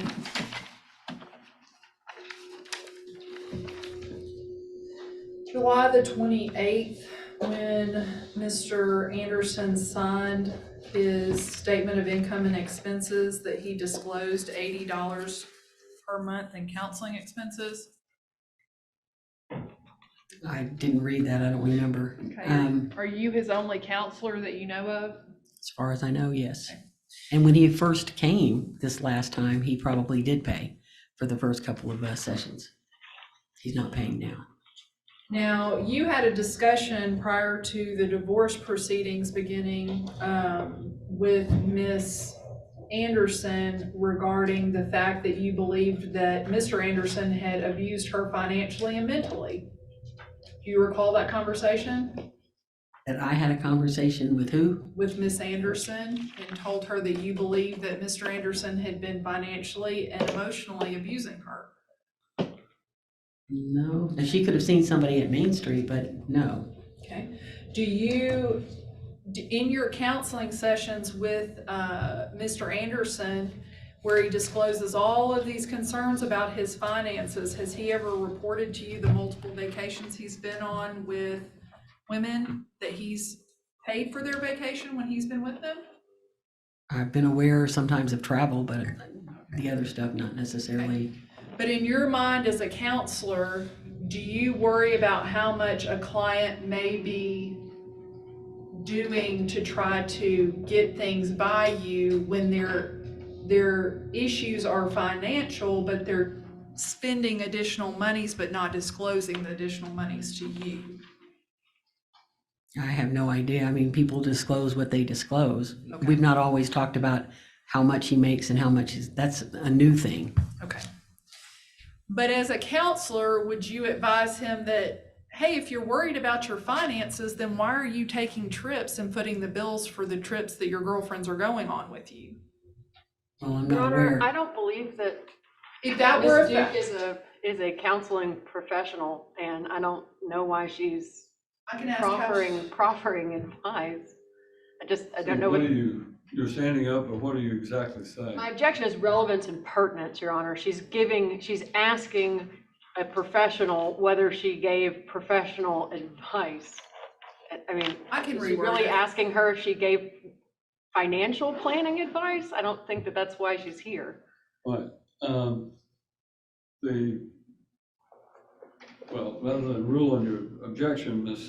Duke has indicated that she's going to reword the question. If Mr. Anderson, which you said he came to you and he's stressed out about his finances, correct? That's not the only reason, but at times he was stressed about finances, Okay. yes. And if Mr. Anderson today in this court testified to going on multiple vacations with women and paying for their bill when they were with him, would you advise him that if that's a stressor in your life, you don't need to do that? Again, Your Honor, we're rephrasing a question. I don't know what relevance his counselor's financial advice would have. She opened the door by saying that she said that one of his stressors is finances. Overruled, I think that Ms. Duke is correct. Witnesses testified that Mr. Anderson's stressors include money, so this is a fair question. Did you advise him that he needs to not be taking those trips if finances are his issue? I never was told that, so I never would have had any reason to comment on that. Okay, well, now that you're being told that he testified to taking multiple trips with other women that he footed the bill for while he's in counseling with you, complaining about his finances, how would you advise him? Well, if I saw anywhere that he was spending money he didn't need to spend, I'm sure I would point it out, yes. Okay. And he's told you, he doesn't tell you about his, necessarily what he makes on his pay stub or anything like that, but he's told you his financial stressors come from Miss Anderson, is that correct? All along, he just talked about how much this, that, and the other cost, different things that were coming up, money that was going out, what he just wasn't, he was working a second job, he had to work a third job, those kinds of things would come up, but I never got any financial information about how much he made or how much he spent, just what he was concerned about. But in those disclosures to you, he never disclosed multiple trips with girlfriends, did he? Correct, and I don't know if when that happened, if he was seeing me during those times or not. And you said a third job, so has he had a third job that he hasn't disclosed to this court? Not at this time. Okay, but he did have a third job previously, is that correct? It seemed like one time he was working 2 different things and driving to Nashville every day, carrying people, but that's a long time ago. Okay, and everything that you've heard from him or from the hospital has been self-reported by him, is that correct? Or the discharge papers. Okay. But he hasn't come before this court today with a psychological assessment or anything like that for you to review?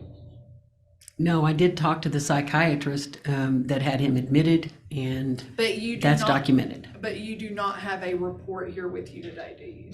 And you couldn't testify to that if you... No, I have the report, but I don't have it with me now. Have you asked Mr. Anderson whether or not he is self-medicating and that's some of the source of his strain? I know that he's on medication. I'm not aware of self-medicating. Okay. Would that play a role in what's going on with him potentially? If he were abusing a drug, narcotic, alcohol? I'm going to object to the hypothetical. She's already said that this individual is not a medical professional. Now she's asking them to hypothesize about the possibility of something she's already testified she has no knowledge of and what its possible Saying that medical without effect may venturing into a professional medical or psychiatric or psychological opinion, so I sustain the objection. Have you asked him whether he's been using drugs or alcohol? I don't think that question has come up. Medication has.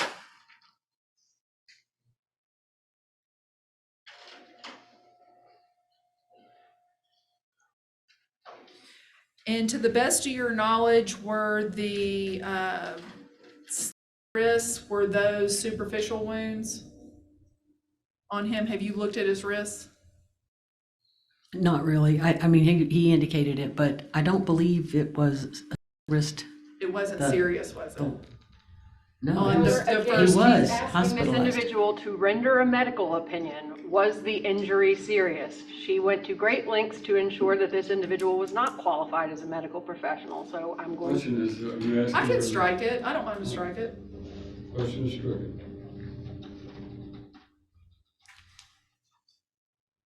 How many times between the first hospital stay and the second hospital stay did you see him? I have a really busy schedule. I'm gonna say 3 times at the most, maybe Okay. only twice. It wasn't When- long. When someone has threatened to commit suicide or has attempted suicide, wouldn't you generally see them more than that? It was set up for once a week. It just wasn't that much time between the first time and the second time. But wouldn't you see them more than once a week generally? It just depends on what they're willing to do at the time and what they're able to do. For what it's worth, he would have qualified to have come more than once a week, but he wasn't able to do it. Okay. And are you aware that since his initial hospital stay that he has continued to work 84 hours every 2 weeks? No, I'm not aware. I know that he did go back to work from home. He wasn't able to go in for quite a bit of time. Okay, but he's And- going in now, is that correct? I don't really know. I know that was the intent. After so much time after the hospital, he was able to go back, and they were going to allow him to do that at home initially. That's all, Judge. Redirect. Yes, sir, Your Honor. Ms. Flores Pugh, Ms. Duke seems to be implying that Underneath this fragile, broken exterior is some international man of leisure Objection to her commentary, Judge. Sustained. Implying that he is flitting off with women and footing the expenses. Objection to the commentary, that's not proper. Sustained commentary is not proper. I think you can ask the question in a different form, but it is inappropriate to characterize it in such fashion. She seems to imply that he has so few cares in the world that he is taking vacations with individuals other than his wife and footing the bill. In other words, leading this leisurely life. Is that your impression as his counselor? No. Okay. Does Mr. Anderson have some very serious issues in your opinion? Yes. Issues that are currently being exacerbated by some of the orders of this court? Yes. Okay. Are you professionally concerned for him? Very much so. If you would please explain to the judge once more that if you do not believe that Mr. Anderson is prevaricating, if you do not believe that Mr. Anderson is making this up to get out of a debt, would you please explain to the judge why that is, what the basis of that opinion is? In short, over the time that I have known him, he could make eye contact and have a conversation. He's barely able to do that now. And he just can barely see the positive side of anything. He literally feels like if he does kill himself, nobody's gonna care. And that he's just not able to do what he has to do. He's defeated. And like I say, the best word I can say is fragile. Now, all the other stuff may or may not be, but he is fragile now.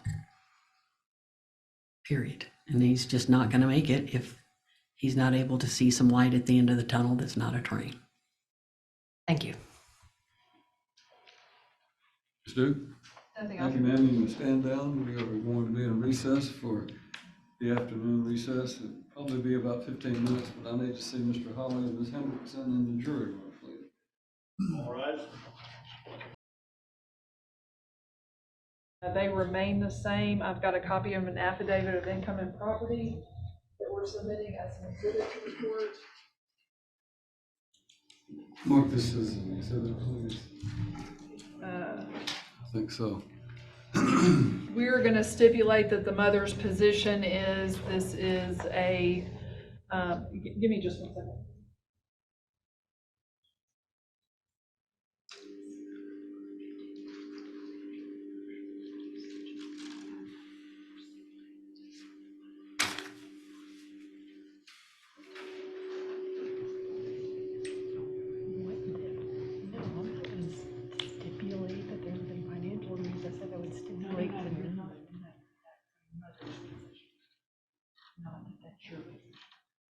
What does that have to do with stipulating the mother? That her need is abusive?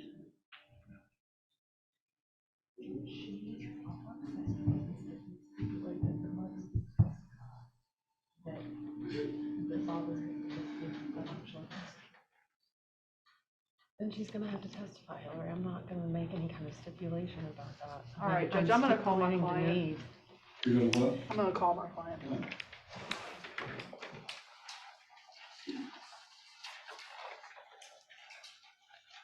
You raise your right hand and be placed under oath, please.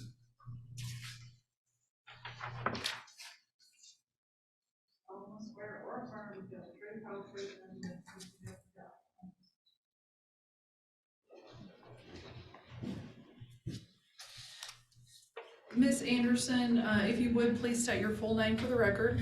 Pamela Anderson. And Ms. Anderson, I provided the court with an affidavit of income and property. Is this a copy of that? Yes, ma'am, you just showed me that, yes. Okay. Are those the expenses in your household? Yes. Okay. And are some of those expenses currently paid by your husband? Some of them, yes. Okay. Are you currently paying your utilities and what are you paying? I pay for the utilities. I pay for some of the streaming services that Lillian and I both use that Brett does not use. That I pay for her Fitbit, her she just got that and she really likes that, so I pay for that. And I have medical bills that I'm paying down. Okay, and how much are your medical bills? My medical bills since the fibroids, the cysts have ballooned to just over $5,000. When you heard Mr. Anderson say that you didn't have any health concerns, was that accurate? No, What are your health concerns, please? I'm a 3-time cancer survivor. I fought tooth and nail to have Lillian. She's my blessing. I have fibromyalgia, which is I'm not able to treat because of my high blood pressure and other concerns with the medication that is currently recommended. I have both generalized anxiety disorder as well as depression, and I'm being treated for that. Okay. And did you have all these at the time that this last court order went down? Yes. Based on your observations of, sorry, let me strike that. Has Mr. Anderson made threats like this in the past? Yes. And has he made threats like this in the past to get out of obligations? Yes. Threats like what? Threats against his life to get out of obligations? Yes. Now, Miss Flores Pugh was here earlier. Yes. She testified. Yes. Has she told you in the past that he's been financially and emotionally abusive? Yes. Now, the two of you had a Bank of America account. Yes. Is that correct? And it had a significant amount of money in it. Yes. To me, it was a significant amount of money. And that account continued to grow after your separation from him. Yes. Were you allowed access to that account without permission from Mr. Anderson? No. Did he let you spend any money without permission from him? No. Okay. Has he been controlling for the entirety of the marriage over finances? Yes. And is this veiled attempt at his, have you seen this before? Your Honor, I'm going to object to the form of the question. A veiled attempt that landed him in the hospital twice, I don't believe is a veiled attempt. So essentially, you're objecting to the commentary at her question on the same basis that she objected to your commentary. Is that Very similarly, Your Honor. any objection? Was he successful in his attempt at his, No. okay. And has he not been successful on other occasions? Yes.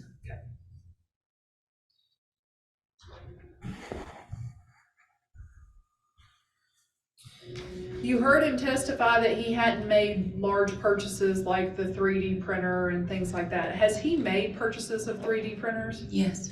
Okay. And how do you know that?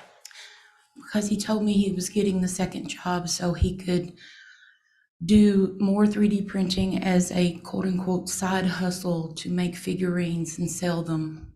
Okay. And your daughter even has one of those figurines, doesn't Yes. she? Yes. Okay. And to your knowledge, he's doing that. As far as I know, yes. The last time I was at his residence, they were on the floor in the living room.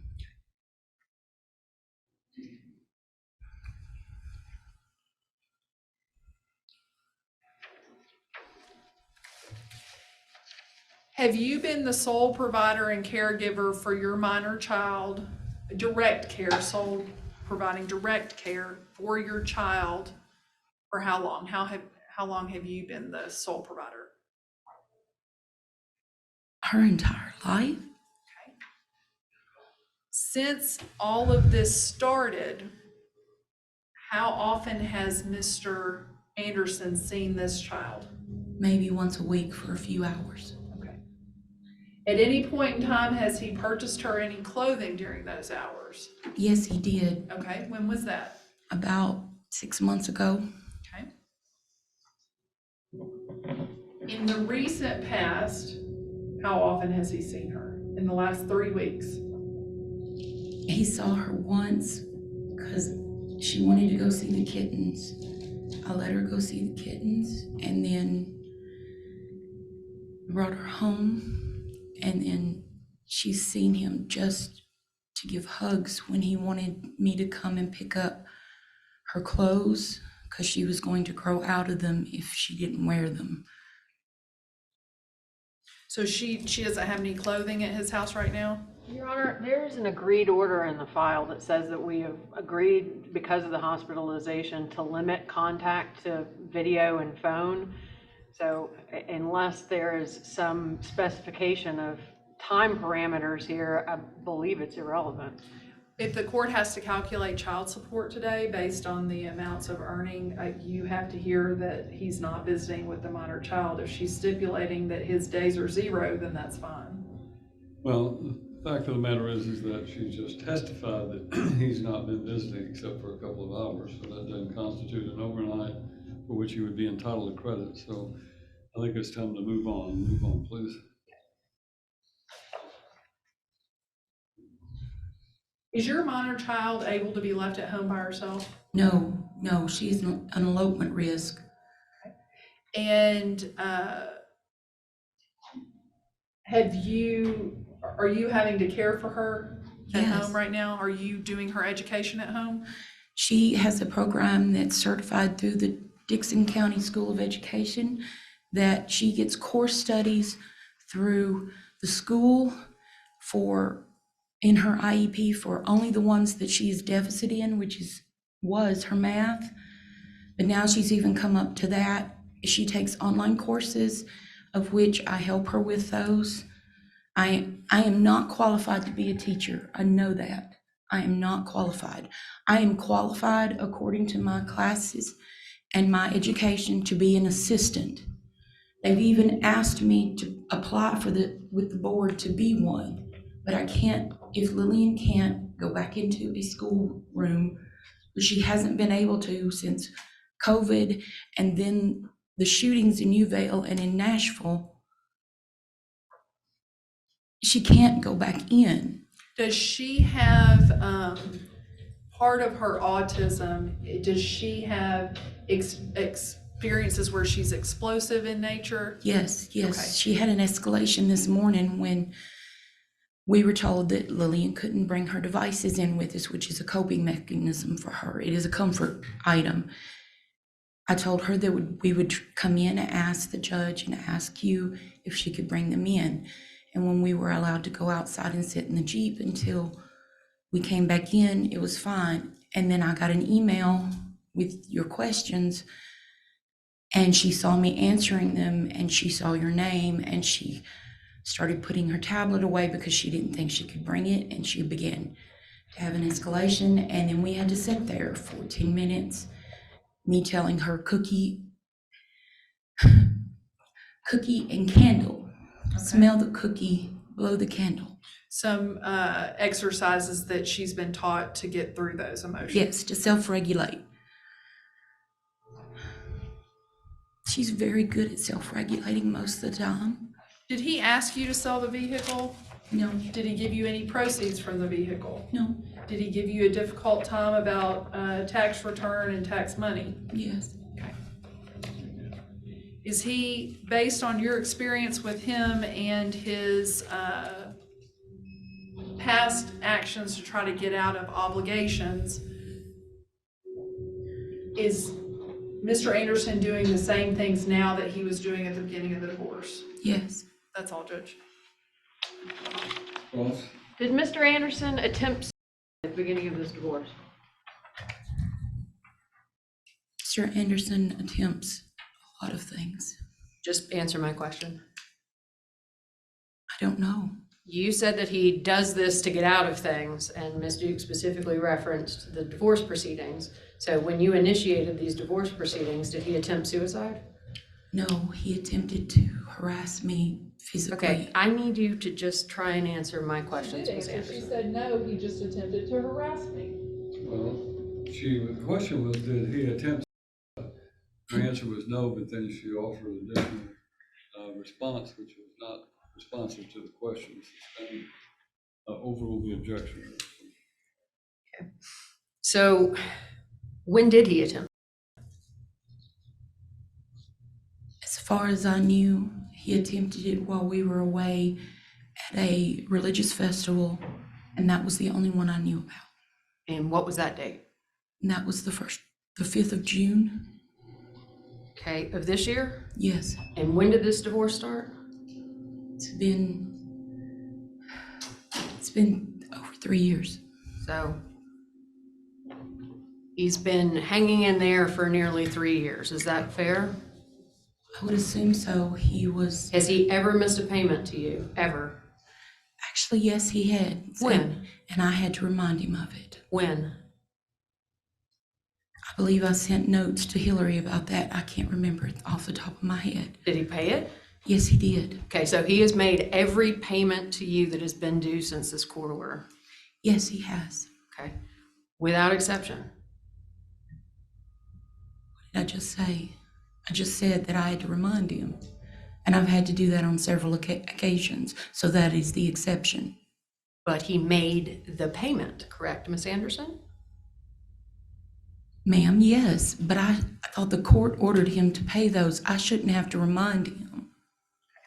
So he has paid you in excess of $60,000 so far. Is that correct? In 3 years, yes. And How much has he made in 3 years, Ms. ma'am? Anderson, this is not the time for you to ask me questions. Okay, Okay. So he has paid you over $60,000 in the past 3 years, correct? that's correct. And it is your testimony that you have done absolutely nothing to engage yourself in any kind of gainful employment in that period of time, correct? That is incorrect. Okay. I am Where- a full-time caregiver. Where have you applied for gainful employment, Ms. Anderson? Are you going to continue what he did? Ms. Anderson, I'm asking you questions. Would you please answer them? I have not, because I have been a caregiver for both my parents and my child, who is a gift. So since the beginning of this divorce, you have not applied at a single place for any form of Asked employment. and answered. She has answered that. She said no, Judge. She keeps saying she's a caregiver, Judge. I just want an answer. No, she said she has not. Okay. She gave you her additional reasons why she hasn't, but she's answered the question. Have you ever had a job the entire time you've been married? Yes, Where did you work? I worked for Express Employment as an assistant, as a substitute teacher. I always went to Lillian's schools so that I could be there if she had an escalation. And how Because other often? times, And how often did you work in She these can finish, jobs? Judge, and not be She's trying to interrupted. answer your question, and I think that she's entitled to finish her answers. Stand you up there. the reason for that is because every other time when I would get to the point of a job or apply for a job and explain that I had a child, that I was required to go at a moment's notice if she had an escalation that the school was unable to handle, then I was either passed over or fired. And you are so confident of that, you never applied for another single job. Not after I stopped doing as a substitute teacher, no. Are you aware that you can be gainfully employed inside your household, as Mr. Anderson is? That would be really nice. See, I don't have a desktop computer that either the company paid for or that I spent close to $2,000 to purchase. Okay, how much do you spend on streaming services a month? Right now, $25. Okay, and have you looked for a computer so that you can look for gainful employment inside your house? Actually, I have, ma'am. Okay, where have you shopped for a computer so that you can get a job? Best Buy. Okay, have you looked anywhere else? Actually, I looked at Walmart too. Okay, it says here you pay $150 a month on your credit card bill. How have you racked up a credit card bill if Mr. Anderson is paying for everything but your utilities? Because he told Lillian the very December that he was required to move out by the court, that he could not provide her with a Christmas that year. And I misspent, got a credit card that has a balance of $600, and I have to pay on it. So- I have not paid on it in the past, and I'm trying to do better. So you spent beyond your means and you're using the money that Mr. Anderson is giving you as an order of this court to cover your Actually, I'm not. ill-spent Christmas. Actually, I'm not. The money that I'm spending on that has been gifts from family. and Wonderful. friends. How much is your family giving you a month? Objection to the commentary, Judge. My family gives me money when I don't have a bill. Ma'am, there's an objection if you'll let me finish. Objection to the commentary. She's yelled at wonderful at her. That's not necessary. Stay, don't make commentary and just ask the questions, Ms. Smith. How often does your family give you money in addition to the $2,500 that Mr. Anderson does a month? Every time I have a bill, I can't pay. So, If they have the ability. Okay. Otherwise, it gets left. So you've had a $500 bill since December of 2022 that you have paid so little on that it now costs you $150 a month? Yes, actually, because I'm only paying the very minimum. Okay. You say that you are the sole provider in your household, is that correct? I'm the sole caregiver in my household, yes. The question that was asked was provider. I specifically made a note of that. Are you in fact the sole provider in your That's household? not accurate. I actually qualified that after I said it initially, and I said caregiver. I said sole caregiver / provider. What is your question? I'm asking if she's the sole provider in her household, Your Honor. We'll ask that question without characterizing it as to the caregiver, whatever. In other words, if you're asking whether or not she considers herself to be the sole provider, then that's a fair question. Are you the sole provider in your household? I'm not. Okay, who else provides to your household? My now estranged husband pays me $600 on the 15th and the 1st to help care for our child. And he continues to pay your mortgage, correct? Yes, In a house that he doesn't live in, that's correct. okay? And he also pays your car bill, correct? Your car payment? Yes. A vehicle, by the way, that he purchased, I had one already paid for, and he decided we needed to get Ms. another Anderson, one. we can be here all day, or you can just answer my If she would questions. not interrupt her, she's answering the question and she doesn't like the answer, so she's interrupting her. I want to finish the question, the answer. So he's paying your mortgage $743.89 a month, correct? Yes, He is paying your car loan, the vehicle that you drive, $333.24 a month, correct? yes, He is also paying $105.81 a month towards your internet, yes, okay? And he's also providing you with his Netflix account, is that correct? yes, And the only thing that you have to pay for outside of this credit card debt you've racked up are streaming services that your daughter likes, her Fitbit, and $5,000 of medical expenses. No, actually, there's more. There's the debt that was left over by my mother's caregiver Okay, on her could death. you show me where that is on your affidavit of income and property that you've signed and submitted to this court as evidence under oath? That's because I'm paying on it. It's not my debt, but I still have to pay it. So you are using the financial support that this court has ordered Mr. Anderson to provide for you and your daughter to pay your deceased parents' medical bills? It's one of my bills, yes. Okay. And just to be clear, that money's not coming from any source other than Mr. Anderson? Oh, Okay. And how much how much did they owe upon their deaths to whatever healthcare providers? $2,600. So $2,600 plus the $500 on the internet. Are there any other expenses that you have that are not necessary to your household that Mr. Anderson is covering? No,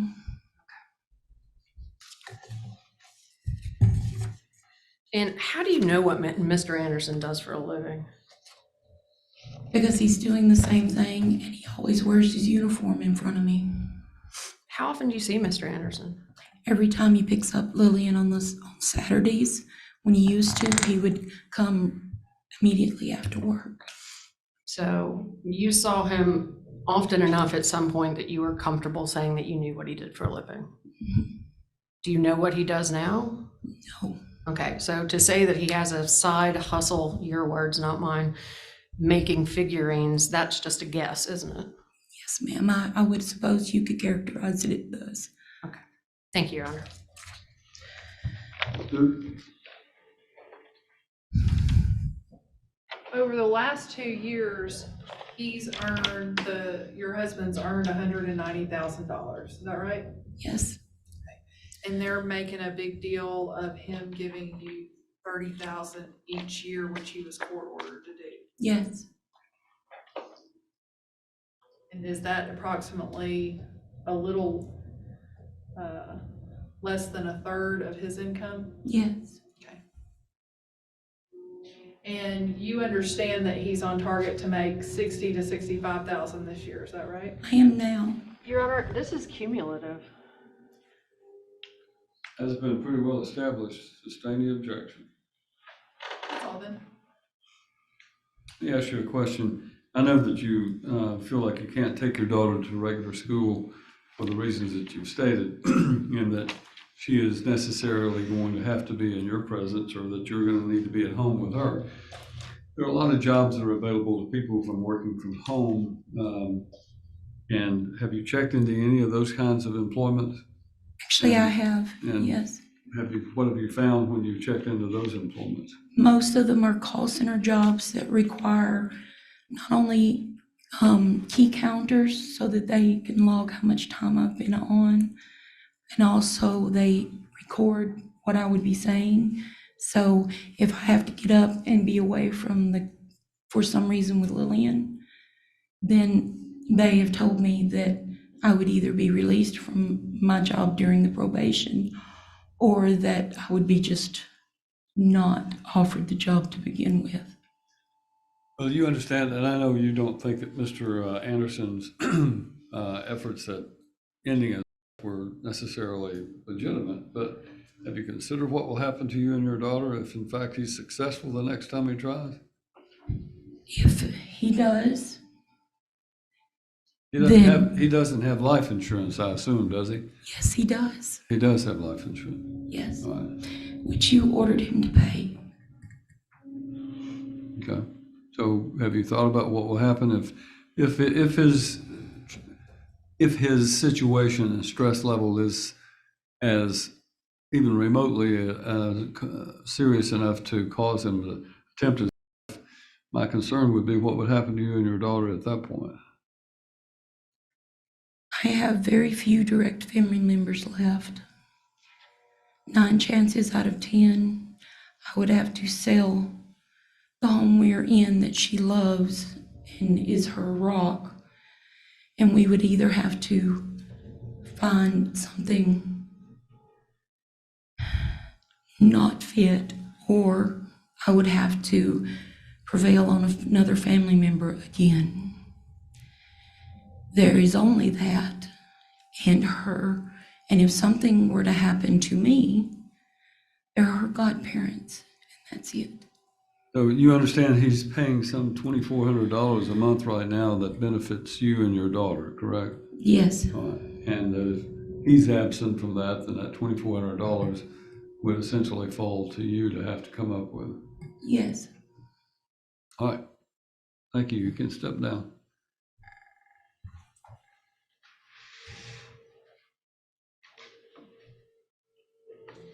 Luke, you may call your next witness. Judge, I don't have any other witnesses. You have your rebuttal proof, Ms. Smith? No, sir, Your Honor. I will hear you in argument. Judge, at its simplest, this is a math equation. He was making $9,000, now he makes $5,000. It's a deficit of $4,000 since the court's order. He is currently paying $1,200 in support, plus essentially another $1,200 in these regularly covered household expenses. Judge, he can't keep doing it. He can't. Not only is he not financially equipped to, but you've heard his testimony and the testimony of his counselor, which has been unrefuted, which is that these circumstances the financial stressors in particular have already caused him to make 2 attempts on his the testimony of his counselor, Your Honor, which again was unsolicited, uncompensated. She was only here of her own volition to testify on Mr. Anderson's behalf. She is trained particularly well in areas of crisis. And she told Your Honor today under oath with almost 40 years of experience that Mr. Anderson is in danger. I understand that this court is not equipped, nor does it have the responsibility to reverse any of the psychological effects that these proceedings or any other have on any litigants. But I do believe that it is my responsibility, not only as Mr. Anderson's attorney, but as an officer of this court, to let Your Honor know that this man is at a tipping point, one might argue, past breaking point. He wants to provide for his family. He specifically wants to provide for his daughter, but we have a situation where we have one spouse that for whatever, well, the reasons that she's expounded to the court, you can give whatever weight to those you deem appropriate. She is able to work, she isn't. Mr. Anderson has worked to the point where he is essentially broken. And I'm sorry that we didn't get to it before then, but that's where we are, Judge. He cannot work any more than he is already working. I do believe that his emotional well-being at a minimum, and perhaps his life may even be at risk. Judge, we are asking that you modify your award of support. We have not included an amount in our pleadings. Mr. Anderson has testified that he would be able to shoulder approximately half of what he was paying, which would be, I've calculated it at $2,382.94 a month. We are not asking that you relieve Mr. Anderson of his responsibility to care for his family, particularly his child, but. So that I'm clear, and perhaps I'm misunderstanding, you're asking to reduce that $2,380 whatever dollars by half. That is what Mr. Anderson has testified that he is able to pay, Your Honor. So that would be our prayer to the court. Judge, we use all different kinds of expressions in the court, but there simply is no more blood to be taken out of this stone, and the next drop of blood may very well, in fact, be his last. So, Your Honor, thank you for your time, attention, and patience. Stu?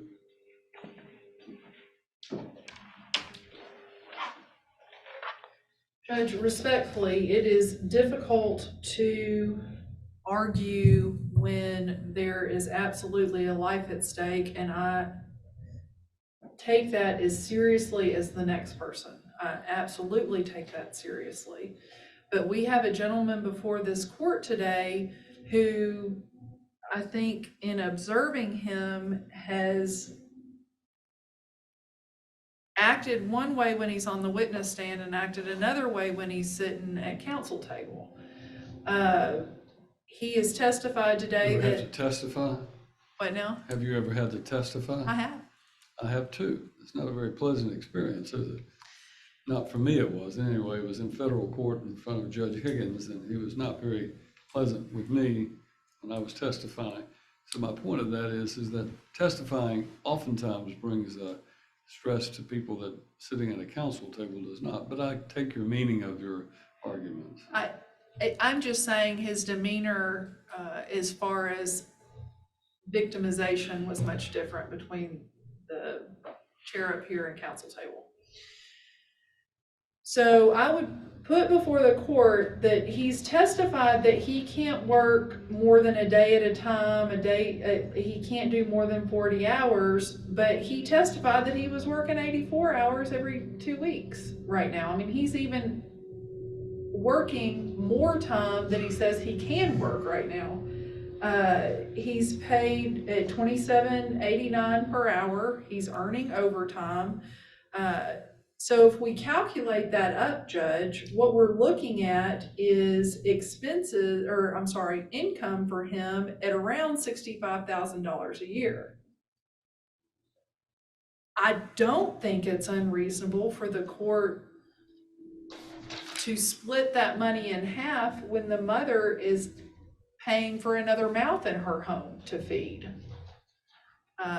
The father has no other persons with whom are dependent on him except for these women he keeps bringing in and out, who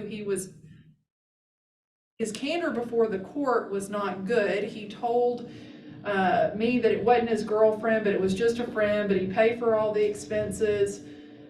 That doesn't show me somebody that's so stressed out at finances that he's tried to commit suicide. I take suicide very seriously, but unfortunately, I think he's trying to use this in a way to financially abuse my client.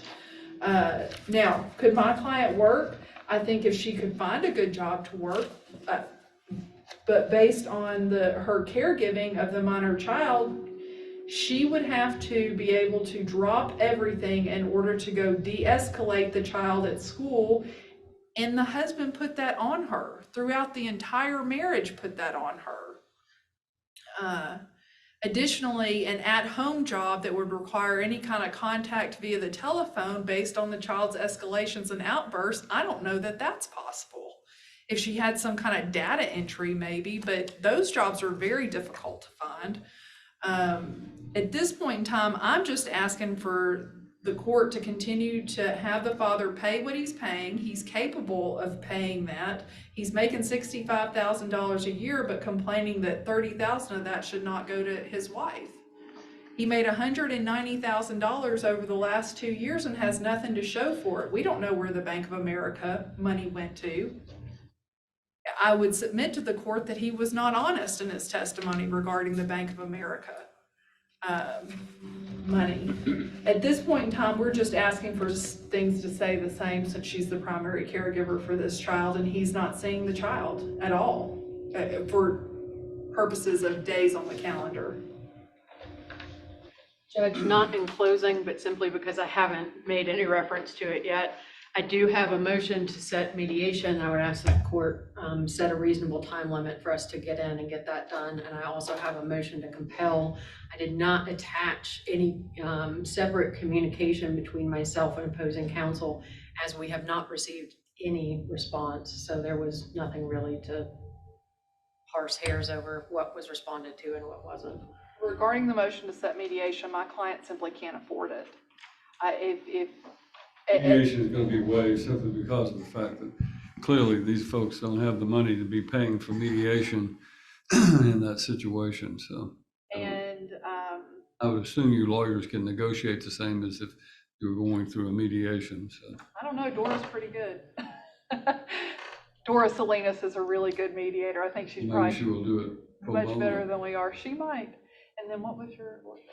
Discovery. Oh, discovery, Judge. I have received the discovery from Ms. Anderson. That is all on my shoulders at this point, simply because I have been in court day after day. I've got 359 emails, unfortunately, that I haven't even gotten to. So it is on my shoulders. I am working on that, and I could probably get those to her in the next 30 days. all right, let's get those resolved in the next 30 days.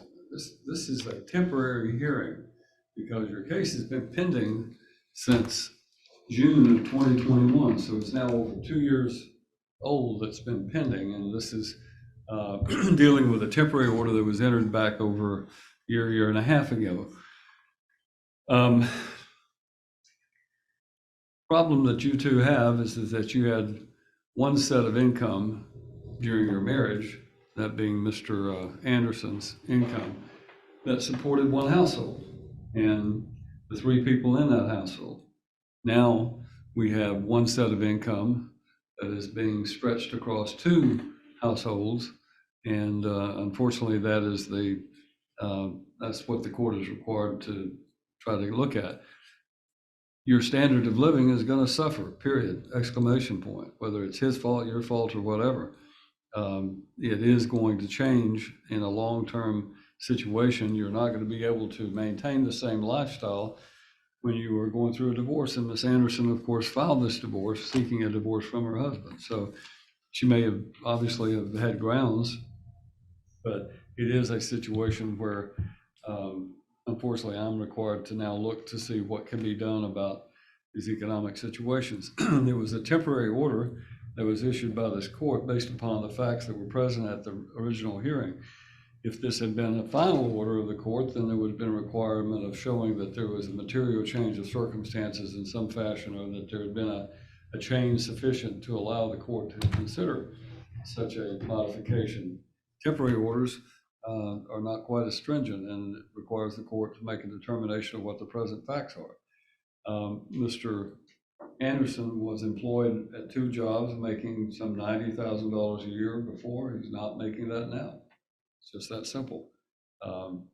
He has obviously some sort of issues going on. I'm not crediting that what Ms. Duke argues about them being essentially a falsification or a faking of what the situation is, that she takes seriously, so does the court. But clearly, Mr. Anderson, while complaining of the stress, also has lived a life of someone who, not many people who are in severe economic detriment take the number of vacations that he has. It's difficult for me to even get away to take a vacation, much less 2 or 3 trips over the course of a year's time.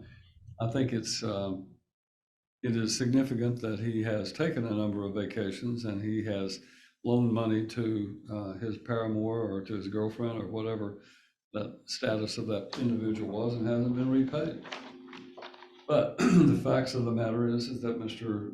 Anderson owes an obligation to his wife as well as to his daughter that the court recognizes and set in its original hearing. When you have a child, you don't always suspect that you're going to have to care for the child for the rest of your life, but sometimes fate gets in the way, and under these circumstances, it very likely may be a situation where Mr. Anderson may be required to pay child support for this child for quite some time to come, simply because of her autism. She may be, even as an adult, entitled to some sort of statutory support that the law allows for that. The spousal support aspect of this case has to do with the $1,200 a month that Mr. Anderson has been paying his wife. That was what the court set as spousal support.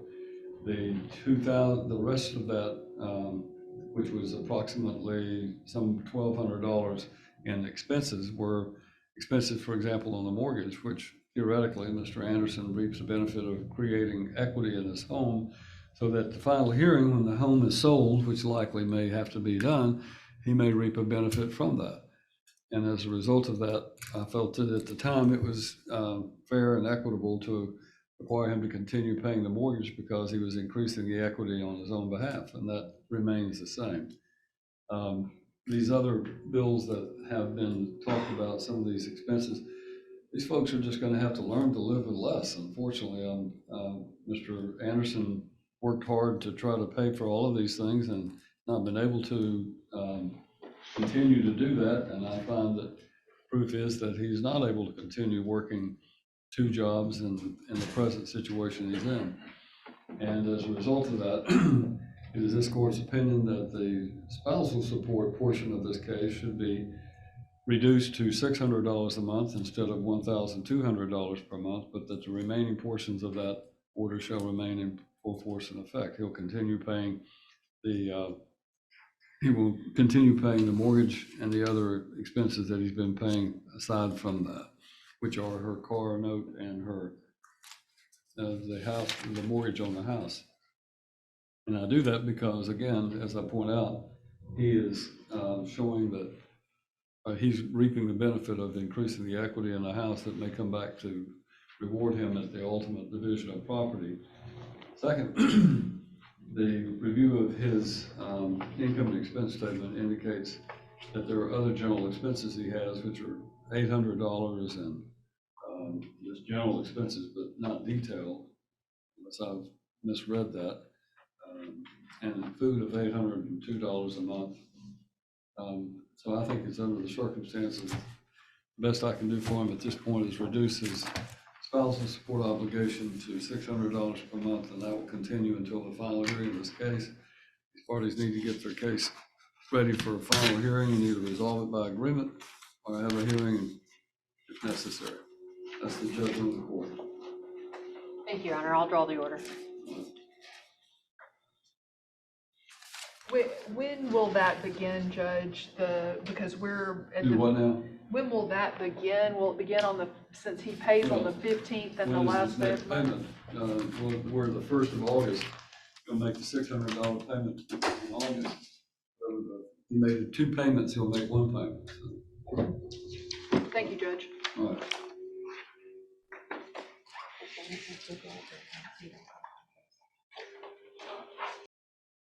Two years later.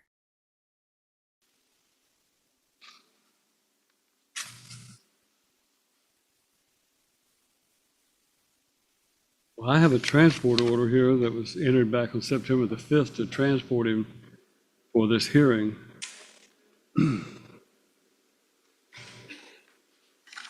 Hi, Judge. So despite the fact that I have an order signed by a judge, they're saying, we're not going to do it. All right, I have Mr. Now we have him now. Would you like Miss Anderson Yes, to step come on up? up. Mr. Anderson, can you hear me? Yes, sir. All right. We are here today to proceed with the final hearing in this divorce case. So what I would suggest, Mr. Anderson, if you'll wait, I will tell you when I need to hear from you at each moment, okay? Yes, In the sir. meantime, if you'll just listen as Ms. Duke puts on her proof. Ms. Duke? Yes, Your Honor. Do you want Miss Anderson to raise her right hand? Yes. Ms. Anderson, raise your right hand. Let the clerk place you under oath.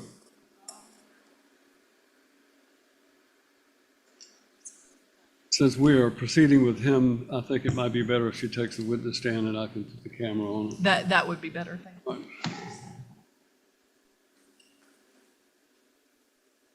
I've got it. Thank you.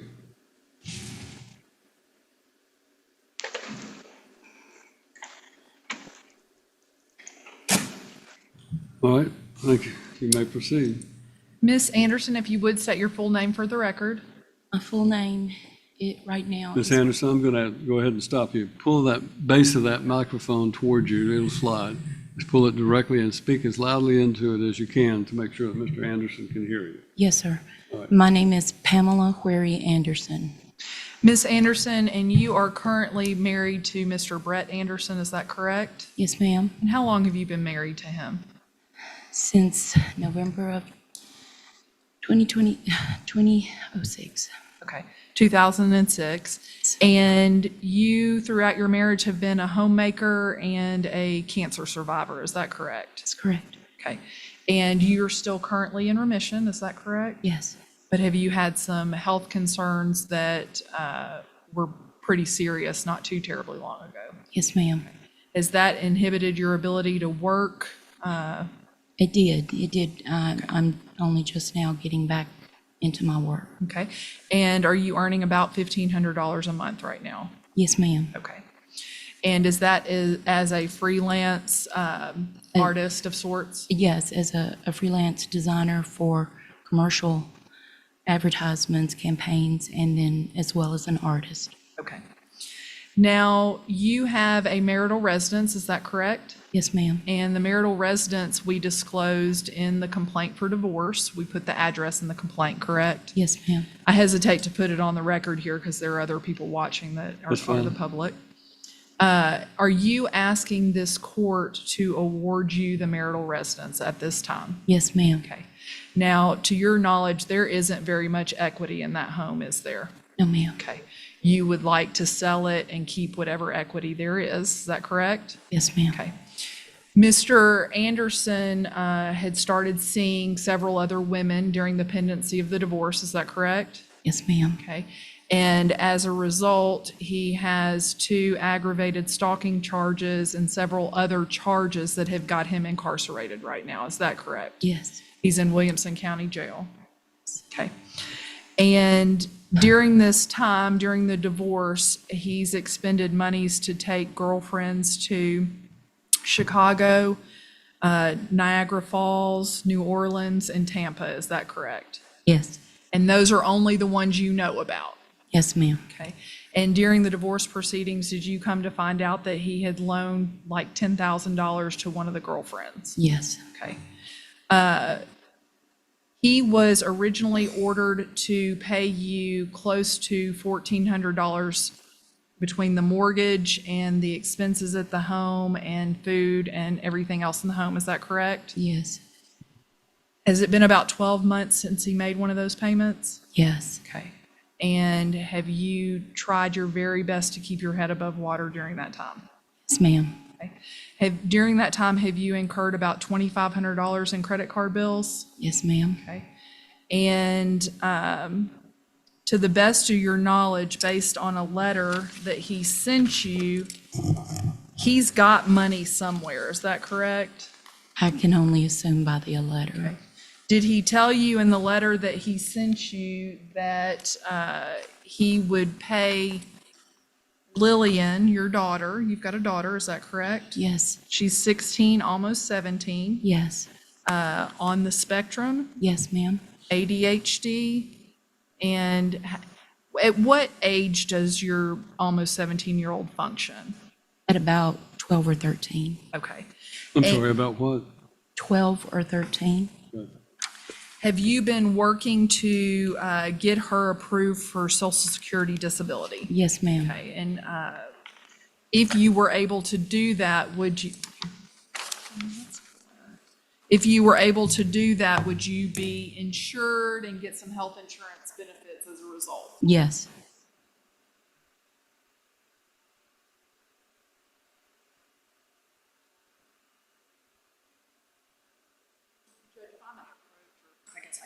You may. Is this the letter that Mr. Anderson gave you wherein he said he would give Lillian $1,000 to support herself? Do you know where that $1,000 is coming from? No. Okay. Was that per month he was going to give it to her? That's what I assumed by the letter. Okay. And I mean, he says per month in there, does he not? Yes. Okay. And in the marriage, was he known for hiding money? Yes. Okay. Have you recently got a statement that you didn't recognize from Bank of America saying that the account had been inactive for some extended period of time and you suspect there's money in that account? Yes. Okay. And that's got Lillian's name on it and his name on it, correct? Yes. He told me several times he couldn't put my name on it. Are you asking that the court award you that account? Yes. Okay. Prior to incarceration was Mr. Judge, I'd move that as the first marked exhibit. Exhibit 1. Prior to incarceration, was Mr. Anderson earning about $92,000 to $100,000 a year? Yes, ma'am. Okay. Objection, Your Honor, that's not correct. All right, I note your objection, and I'm going to give you a chance to testify, but unless there's a legal basis for the objection, I must overrule it, so. Ms. Duke doesn't have any sort of evidence. As I said, unless you have a valid legal objection, I would tell you to just remain silent. I'm going to give you an opportunity to say give your version of these events and your testimony about the financial situation as well. But this is her opportunity to testify. Then you can contest that if you need to. So.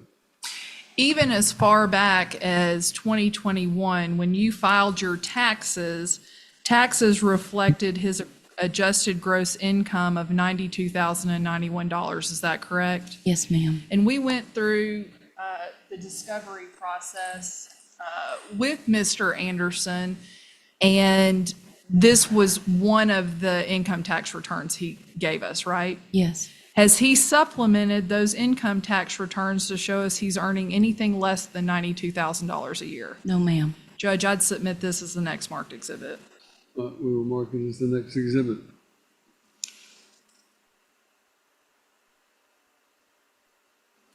Your expenses every month with the mortgage included amount to about $2,000 to $2,500 a month, is that correct? Yes, ma'am. Okay, and are you on $1,500 able to support yourself by yourself? No, ma'am. Okay, that includes your utilities, your vehicle, all of those things, is that correct? Yes, ma'am. Have you had difficulty since he's been incarcerated getting to talk to the mortgage company about a deferment? Yes. Okay, would they talk to you when you called them? No. Okay. Your Jeep, are there some payments still left owing on it? I would assume so because that's what I knew last. And I've tried to contact them, but Had no luck. no. Okay. Are you asking that this court award you the Jeep currently in your possession? Yes. Okay. And are you asking this court to order that you be able to discuss what's left owing with the Jeep if the court's able to do that? Yes. Okay. I'm sorry, repeat that. If the court's able to do it, we would like to include in the order that she has leave to discuss with them, with the financiers of the Jeep, an arrangement to be able to keep it. All right. I'm not sure that that's in the court's power, but I think if we had it in an order, it might help. During the pendency of the divorce, has Mr. Anderson, aside from the multiple trips with girlfriends and expenditures on girlfriends, has he gotten rid of marital assets? Yes. Okay. Did he get rid of a 2016 Nissan Altima? Yes. And to your knowledge, do you know where any of that money went? No. Okay. And did he get a brand new vehicle, to your knowledge? Yes. Do you know where that vehicle is right now? No. Has he done anything to make sure you had that information? No. Okay. And that vehicle was obtained during the marriage, is that correct? Yes. The newer of the two vehicles that he made? Yes. When he dissipated the Nissan Altima, in your mind, how much was that worth? It was barely 2 years, 3 years old, barely. Okay. So it's, as a Nissan, it still held most of its value. I mean, I don't know because I wasn't allowed to know. Okay.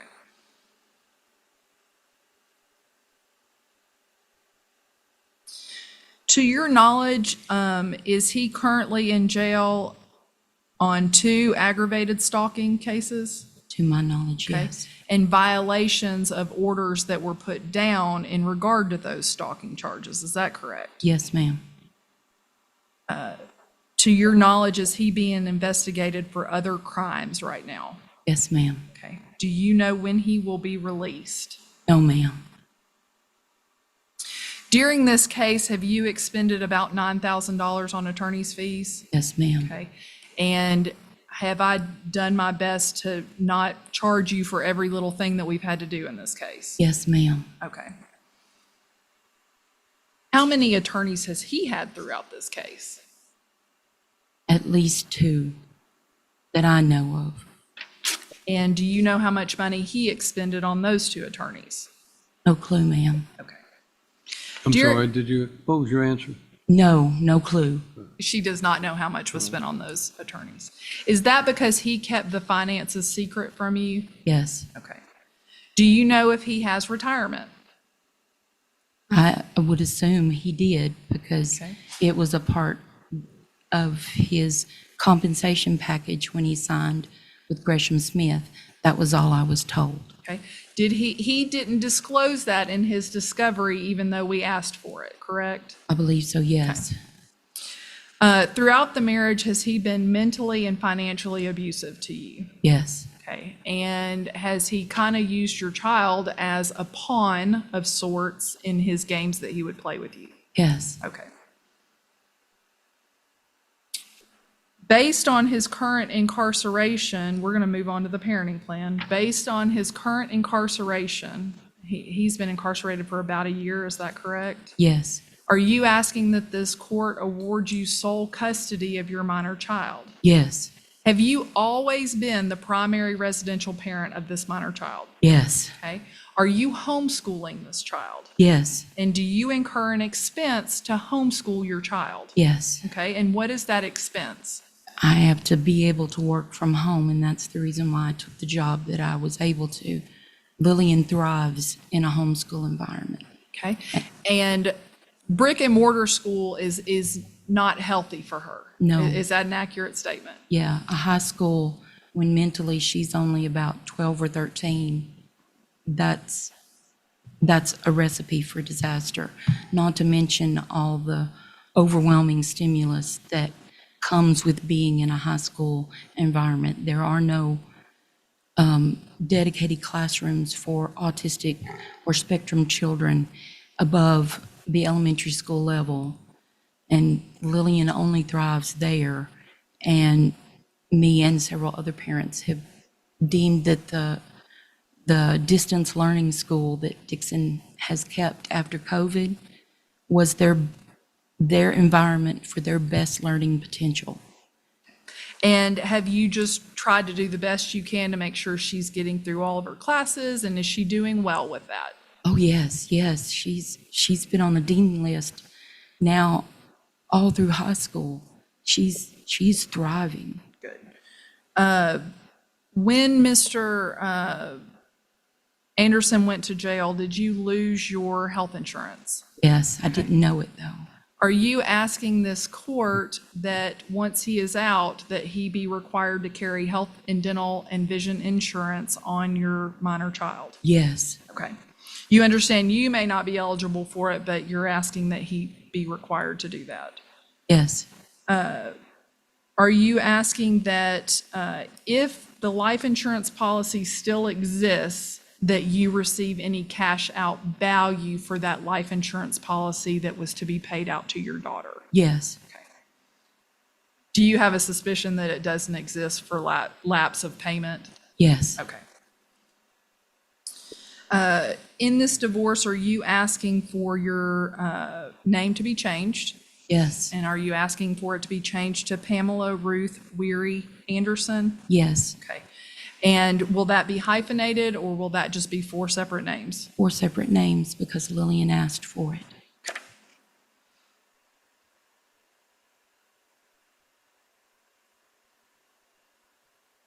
Based on the fact that you believe that you would be entitled to alimony, is that correct? Yes, Okay, and based on that fact, are you asking the court to award you all of these things to cover you for any alimony that he would have had to have paid you? yes, Okay, let's jump to child support. Are you asking this court to make sure that he pays a certain amount of child support as soon as he is released from jail? yes, Okay. And that child support would be calculated based on the fact that he's not providing any health care insurance at this time, is that correct? yes, That he's capable and able-bodied of earning $92,000 a year, yes, and that you are currently only earning about $1,500 a month. yes, Okay. And is Lillian, in a good way, a full-time job in and of itself? yes, Okay. yes, Would you trade that for anything? no, Judge, that's our proof. Mr. Anderson, now is your opportunity to ask questions of this witness. You're not required to ask questions, but you have the opportunity to do so. If you want to ask a question, it must be in a question form. You cannot simply make statements. But do you have any questions that you want to ask the witness? I will give you a chance to testify in a moment.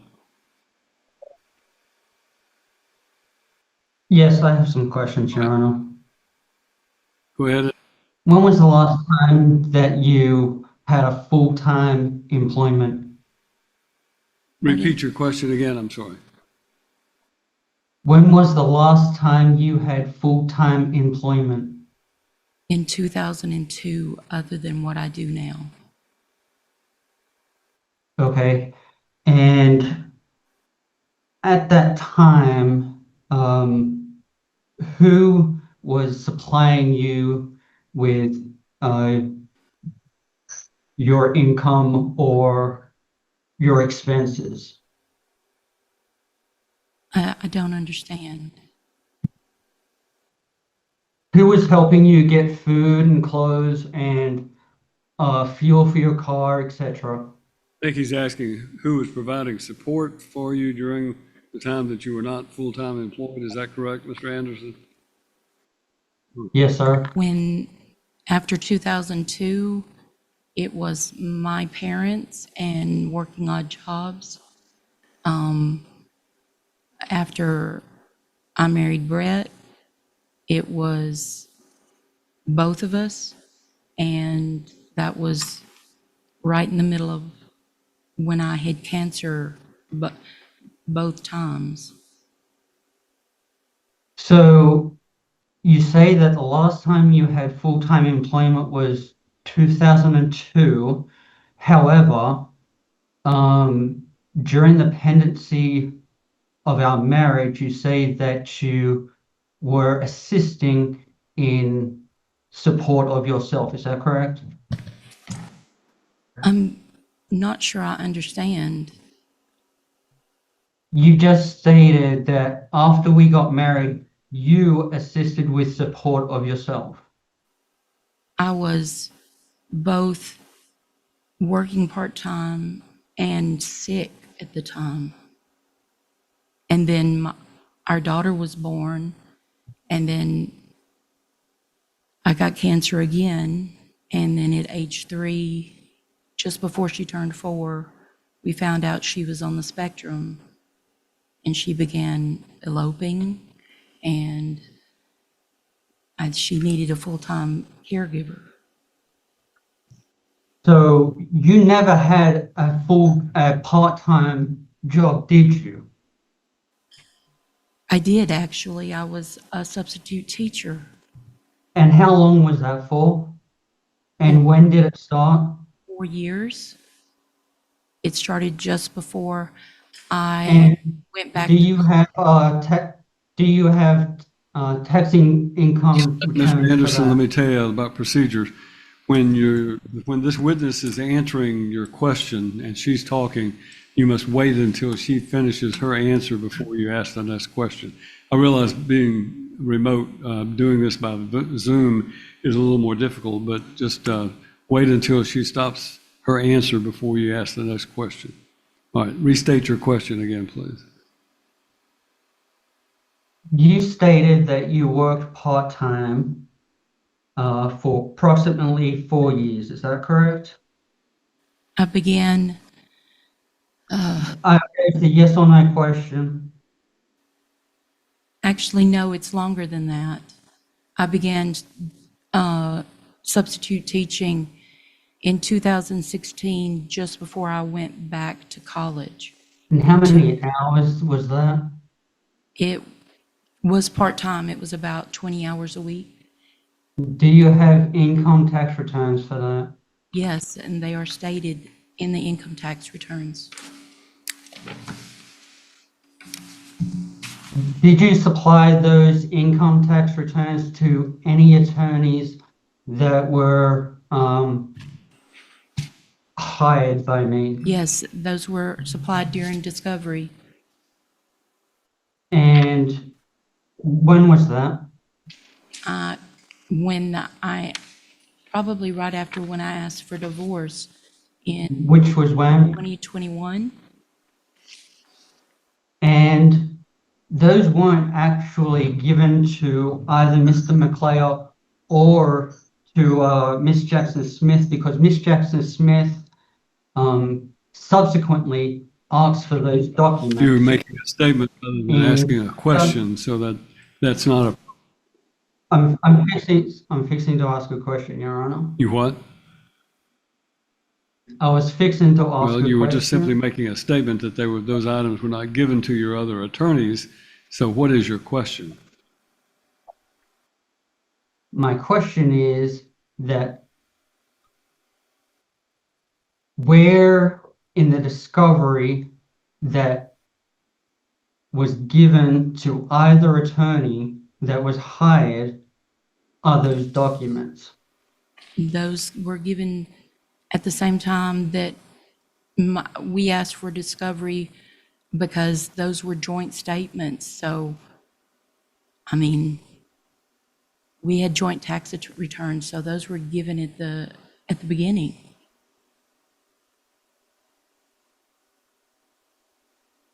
Miss Jackson Smith in 2023 requested discovery of your income.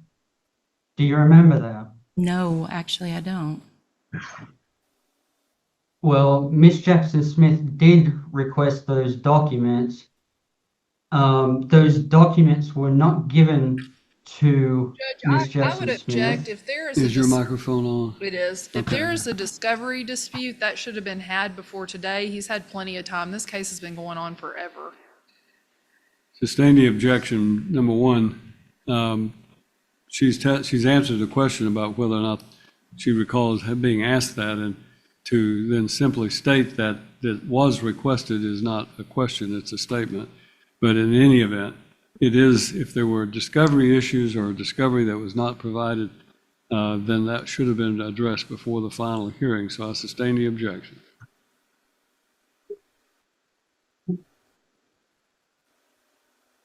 No further questions, Your Honor. Ms. Duke, do you have any redirect? I don't. Thank you, ma'am, you may step down. Thank you. Judge, that's our proof. Plaintiff has rested their proof. Do you wish to testify now and give your version of these events and what your situation is?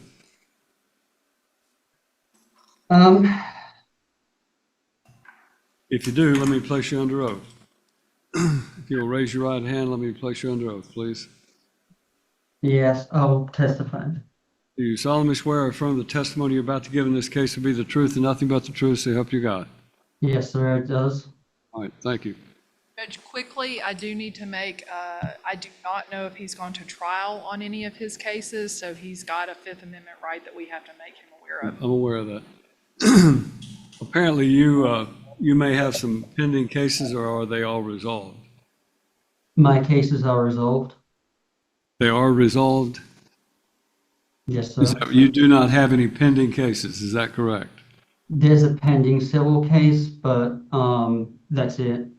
Well, the reason I'm asking that question is because with a pending charge, a criminal charge pending against you, and you now have been sworn in as a witness, it may be that your wife's attorney, Ms. Duke, may want to ask you questions about those events that you are facing a charge, facing a trial. You have the right under the Fifth Amendment of the Constitution of the United States to deny or to refuse to answer a question that might lead to evidence being used against you in a criminal prosecution. In other words, you have a right to refuse to answer a question on the basis that your answer could incriminate you in a criminal action. So I want to make you aware of that right. You have the right to invoke it, and when you are, testifying and ask those questions by Ms. Duke, you do have the right to invoke that right. But you need to go ahead, if you wish to testify about any other aspect, you can go ahead and do that now. First of all, Your Honor, I have no pending criminal cases at this time. The one that I was facing has been resolved. Second of all, Your Honor, while I do have the Fifth Amendment right to not talk about that stuff, under Tennessee law, I do also have the right to refuse, but the court does have the ability to look upon that refusal in a negative context. So there's that too. I'm well aware of that. In a civil case, you're declining to answer a question under your Fifth Amendment right can be implied to indicate that your answer would incriminate you in criminal conduct, which can be considered by the court. So it's up to you. But let's go forward with this. Did I understand? I want to make sure I'm understanding correctly. Do you or do you not have a pending criminal case? Yes or no? No, sir. No. No. All right. Then there is no Fifth Amendment right unless it implicates to another crime. So if you want to go ahead and testify, let me hear from you what you want to offer on this, all of the issues and the testimony that your wife gave. Okay. So first of all, Your Honor, I came here literally 2 days ago, 19 years ago exactly, from Australia, migrated here to Tennessee to be with my now wife, future ex-wife. At that time, she was unemployed and she was living with her parents.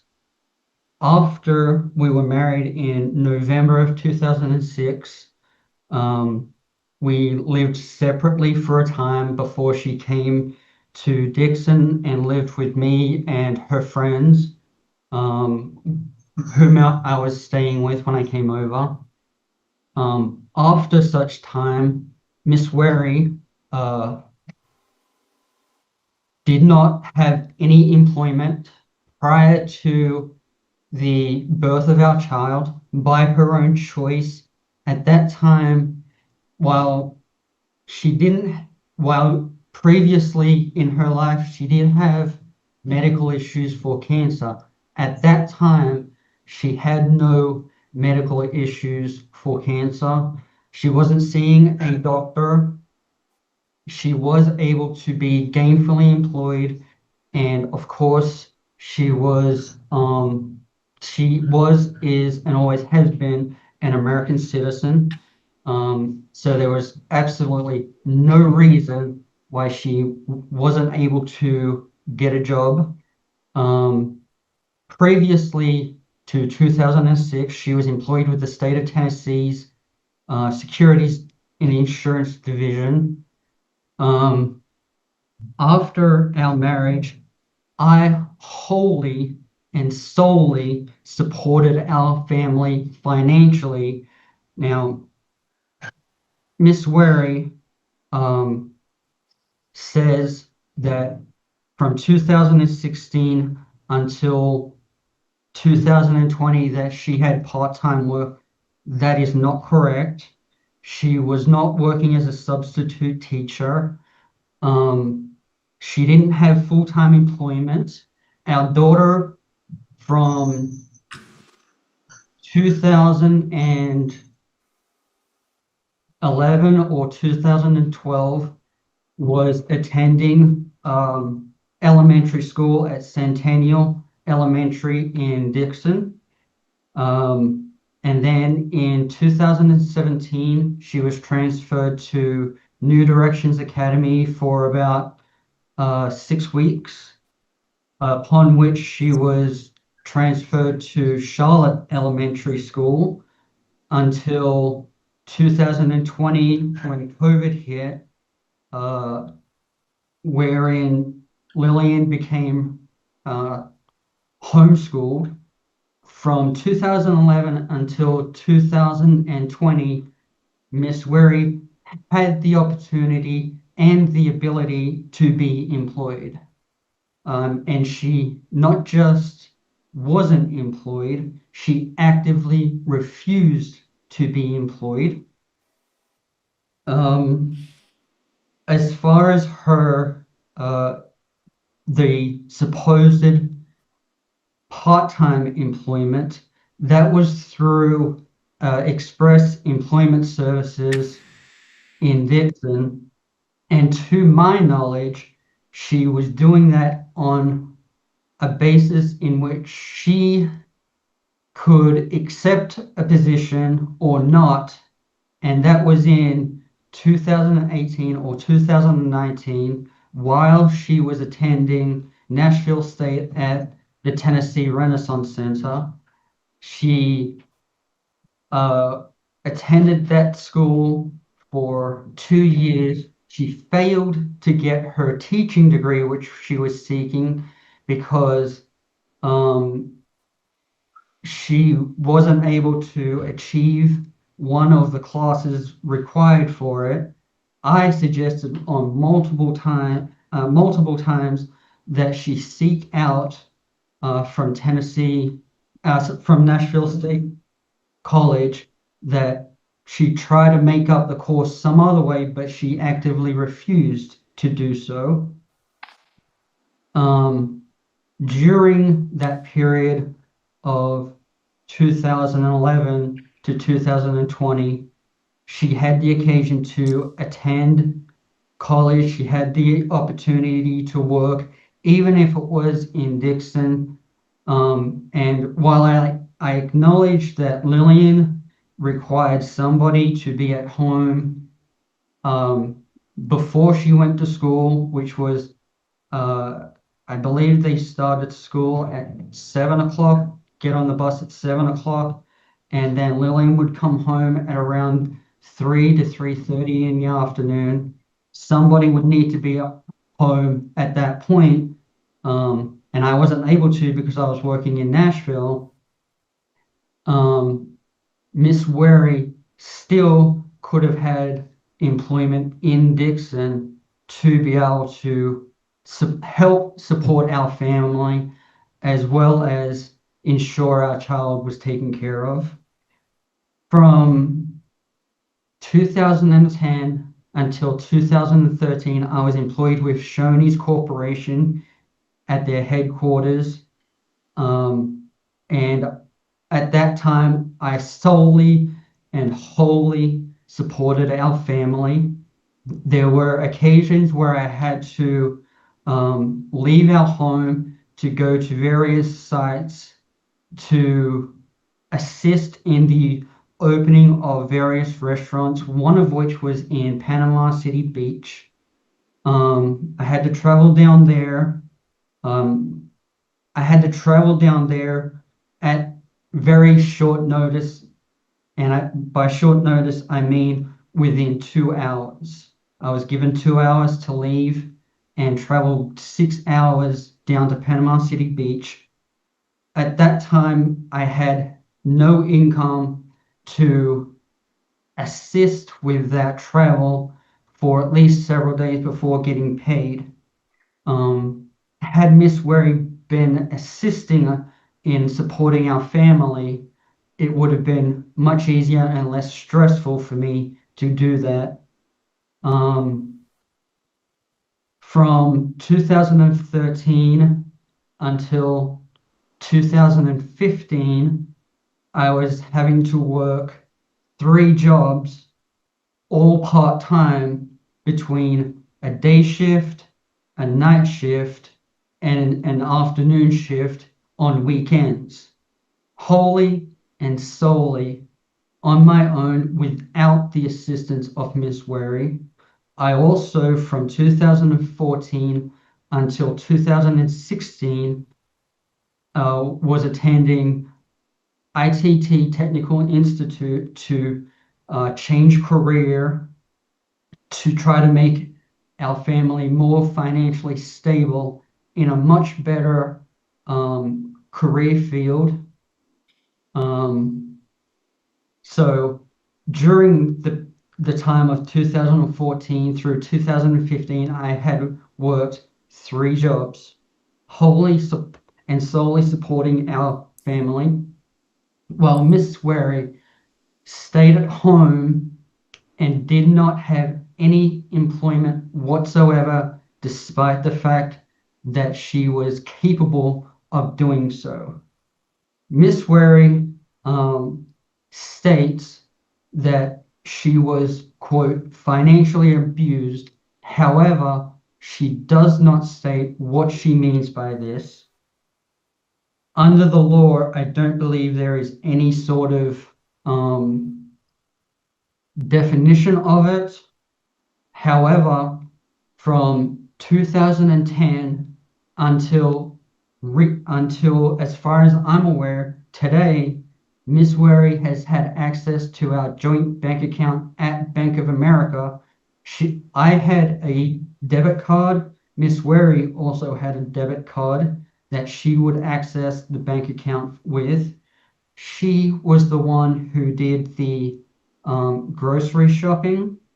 She also purchased food for evening meals or lunchtime meals for herself while she was not in my presence.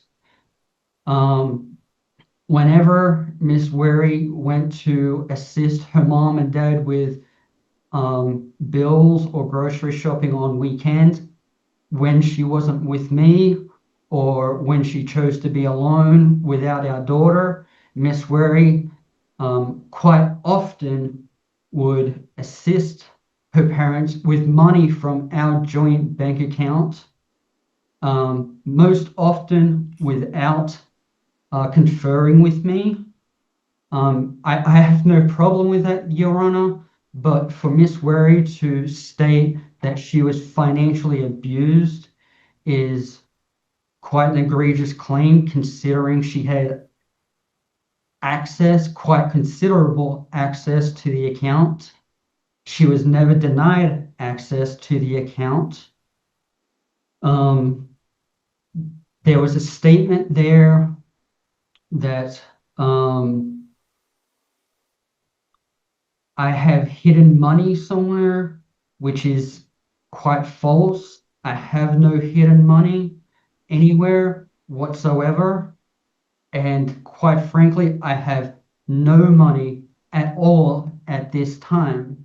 Previously, Miss Duke and Miss Wary, without evidence, without even a statement from anybody, stated that I had a bank account with $30,000 in it. That is not true. I've never had $30,000 in any bank account. I've never seen anything more than $5,000 in a bank account. Miss Wary is on the Joint Bank of America account.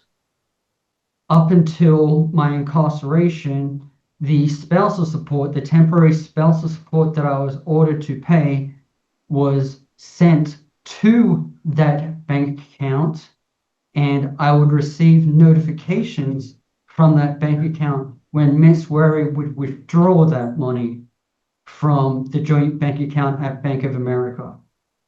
So Miss Wary's statement that she's never had access to it, that she's never been on it, is completely false and is perjury.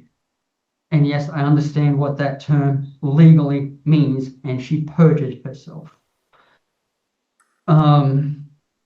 Regarding the Nissan Altima, I've never had a 2016 Nissan Altima.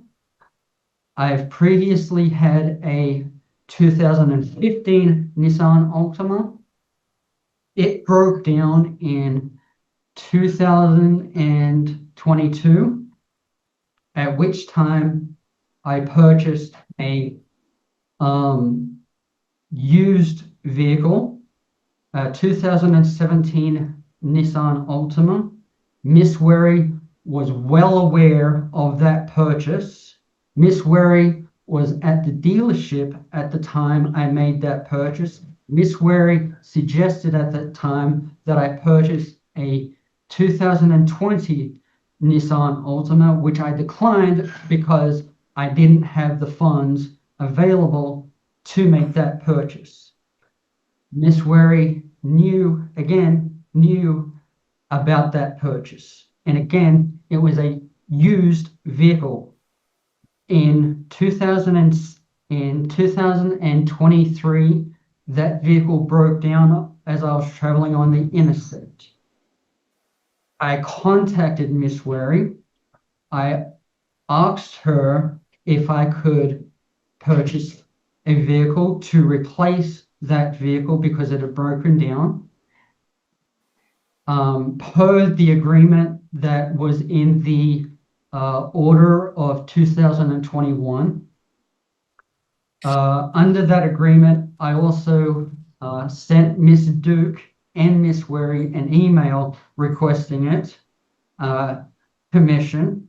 Both of them declined, but I was able to do so because the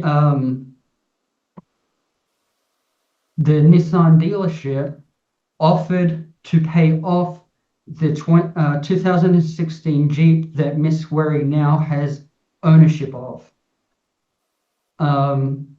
So again, that purchase that I made in 2023, it was a used vehicle. It was a used 2023 Nissan Altima.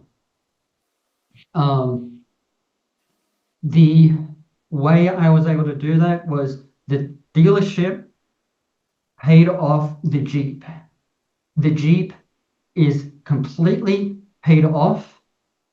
I offered Miss Duke and Miss Wary at the time of that purchase that the vehicle would be wholly and solely owned by Miss Wary, completely. Not in my name, not it, but wholly and wholly in her name. I'm gonna object to any offers of settlement. That's not appropriate. Sustained, Your Honor, this, cannot test Your Honor, what you, it wasn't a settlement agreement, Your Honor. all right, well, what do you, tell me the context in which you're saying. You said you conveyed an offer to Miss Duke. I said that it was going to be paid off and it was going to be given wholly and solely into Miss Wary's name. Okay, and who did you make that offer to? That was both to Miss Duke and Miss Wary in an email. I can't remember the exact date, Your Honor. I don't have access to anything. Well, the at point this is that the law doesn't allow testimony regarding possible settlement offers. I'm not sure this is a settlement offer. It more sounds like It was. had some contingencies with it. It was. Well, I sustain the objection. Go ahead and move on, if you will, to talk about anything else.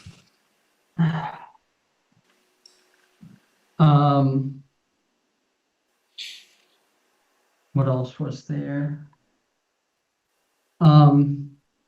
Regarding my travels, Your Honor, I have been to Chicago once. Yes, that was to see another woman. I acknowledge that. I have been to Niagara Falls. That was with a friend, was not with a girlfriend or anything like that. I have been to New Orleans, which was a birthday present to myself from my own funds.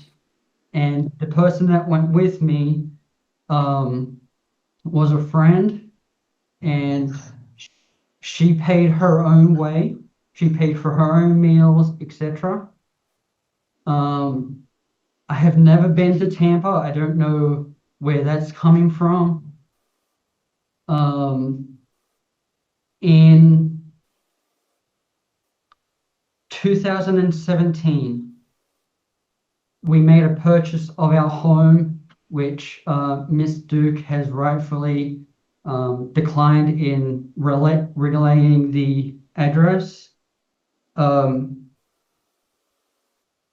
I wasn't aware of Miss Wary solely looking for a house in 2016 prior to our purchase of the house in 2017 until September of 2016 when Miss Wary called me while I was at work and she needed a pre-approval letter. I wasn't aware. She never made it any sort of statement that she had been searching for a house of our Judge, own. I don't know that that's even relevant. They have a house. How that came to be, they have a house.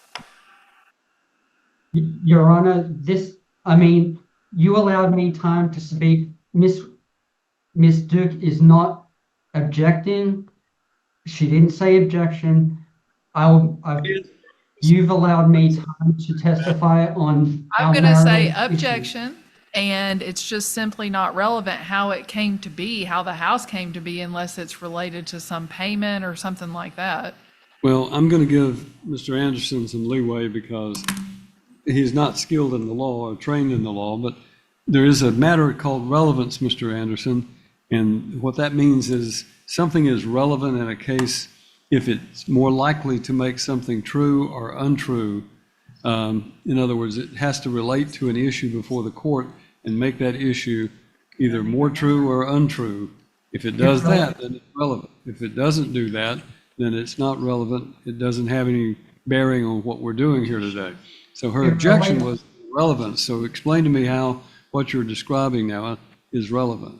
It relates to Miss Wary's abuse of me, Your Honor. Abuse of you. and manipulation. Yes, sir. All right. I'm going to allow Mr. Leeway to testify about it. Go ahead. Okay.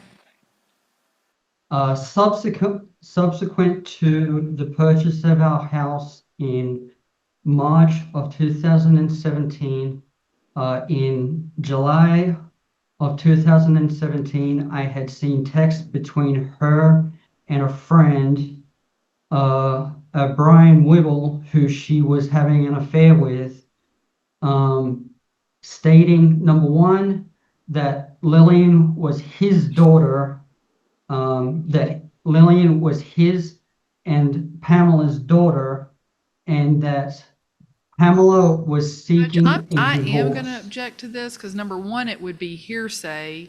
Number two, nothing to this effect was provided in discovery by Mr. Anderson. It would have been required. Mr. Anderson, the objection is to the fact that it would be a hearsay statement by another person. In addition to that, the information was required to be disclosed in pretrial discovery, so I sustain the objection. That will not be considered by the court.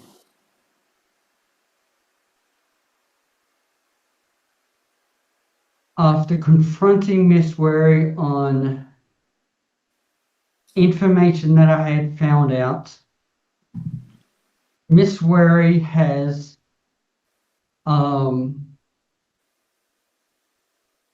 confirmed that she was seeking a divorce in 2017.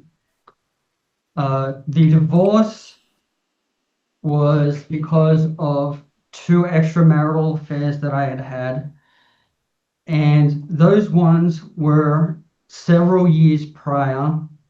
She also made the statement, which is where the relevancy of the house search comes in, that the sole reason that she wanted a house of our own was so she would have it as a item to fight over in any divorce that she was seeking. She also, at that time, made several other statements, Your Honor. Ms. Duke has previously objected to my calling my soon-to-be ex-wife, Miss Wary. During that conversation, Miss Wary stated, number one, she no longer considered herself my wife. Number two, she no longer considered me her husband. Number three, she was never going to allow my family to have access to Lillian, whether it was through social media or any other way. She subsequently blocked my family from seeing our daughter from growing up. And the last thing that she's claimed that she stated during that conversation is has become somewhat of a nexus between us, Your Honor, and that was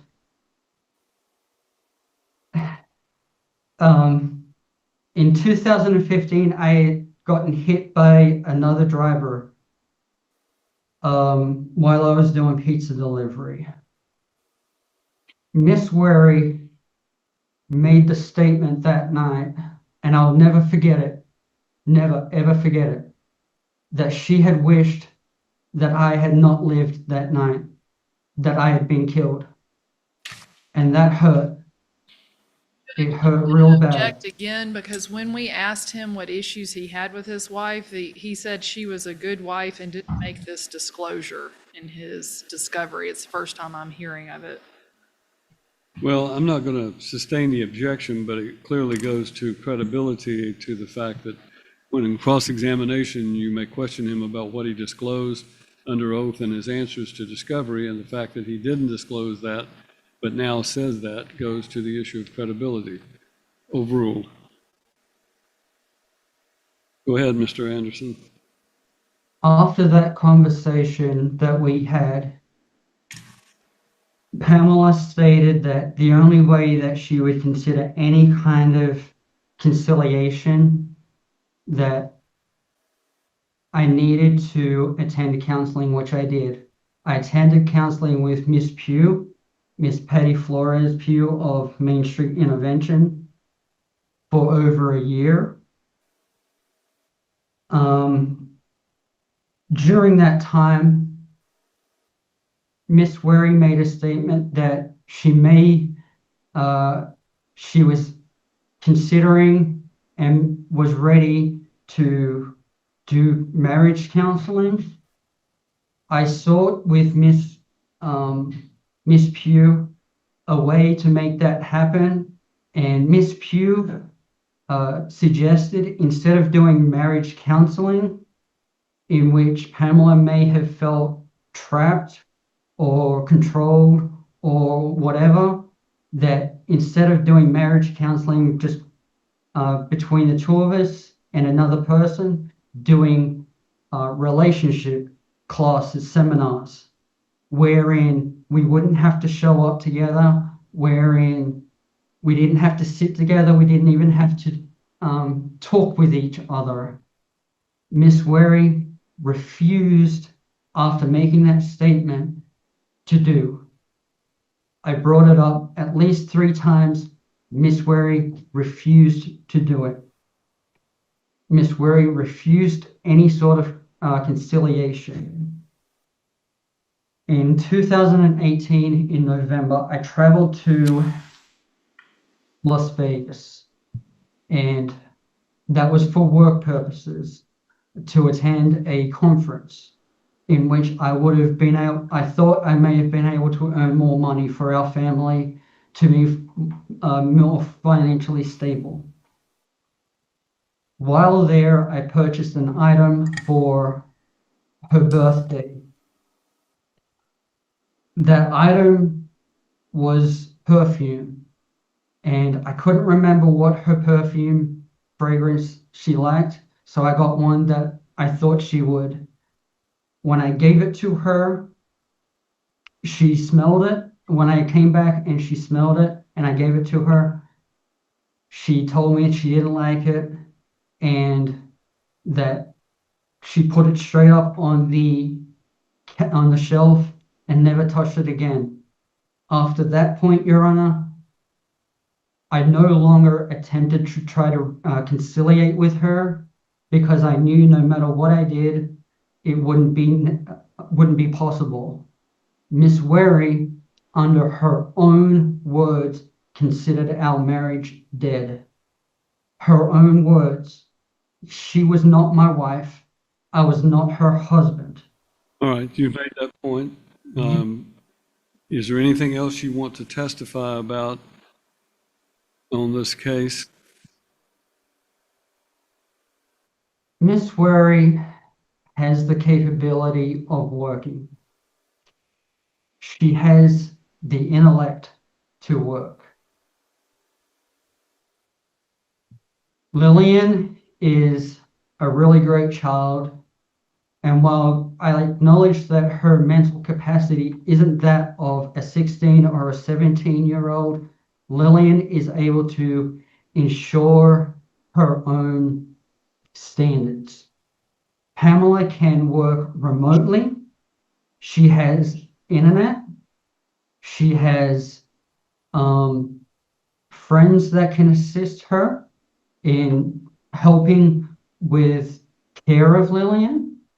She's had that prior, where she had a person stay at the house with her on a regular basis to assist with the care of Lillian.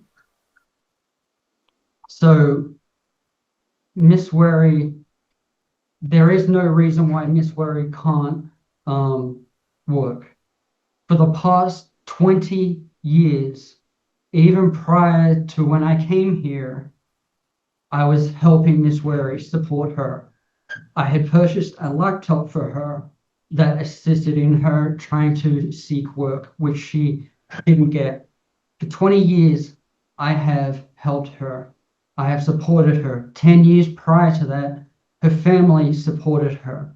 For 30 years, Miss Wary has not supported herself. She has not been responsible for herself. It's my testimony, Your Honor. Miss Wary is more than capable and more than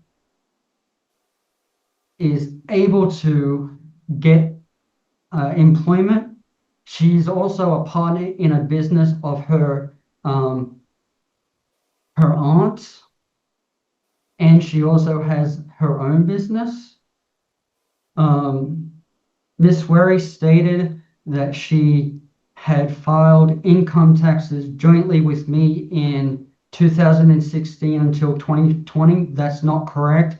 All tax income returns that I've ever filed from 2008 until 2023 have been solely in my name, not hers.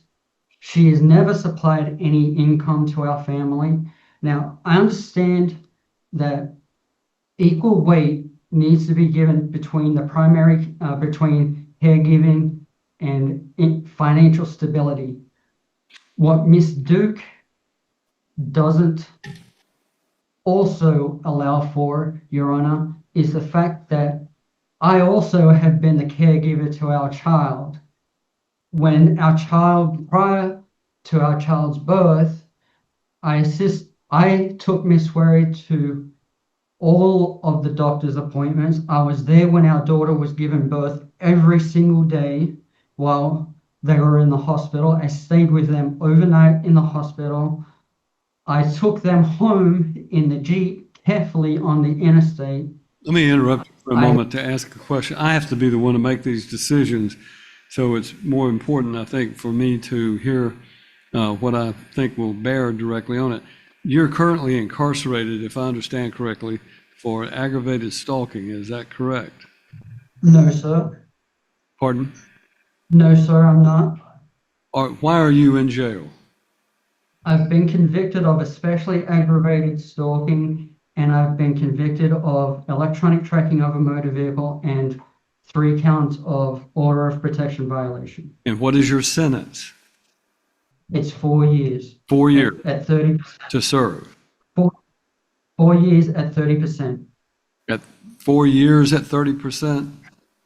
Yes, sir. All right.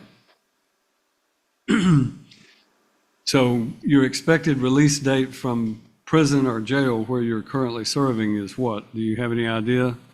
No, sir. It hasn't been updated within the Tennessee Department of Corrections. Well, understand this, with you being incarcerated for the next several years, then I am not going to put an order down that gives you a visitation schedule with your daughter because of the simple fact that you're incarcerated and therefore you're not able to exercise a visitation schedule anyway. So the issue, what you did or didn't do regarding, the issues, the factors that might otherwise be applicable on a custody situation would not necessarily be applicable in your case. So if you understand correctly, if you were to be released from custody prior to your daughter's 18th birthday, then you would have to file a petition with the court to establish a visitation schedule. There's very little way I can predict a schedule in the future that would be applicable to have you, have a relationship with your daughter when I don't know what your situation is going to be in 4 years. Your Honor, Miss Duke and Miss Wary have stated and are requesting both custody and spousal support, as well as child support, based on the fact that Miss Wary was the primary caregiver. The fact of the matter is both Miss Wary and I, up until I was evicted from my home that I wholly and solely paid for without Miss Wary's assistance until 2024, belies the fact that have also been the caregiver of our child with groceries, with shelter, with the ability to go and do extracurricular activities, with food. with clothing.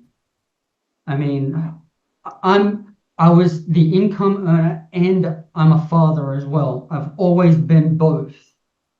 And as such, I'm asking that when you make your decision, you also take into account my fatherhood as well of our child. I understand my situation better than anybody within this entire group, better than anybody else. And I understand my actions prior to this. But I'm asking that fairness, if there is anything considered justice, that also be taken into account in these deliberations, All right, even after release. all right. I ask that the house that we have has substantial, not just a little bit of equity in it, it has substantial equity in it.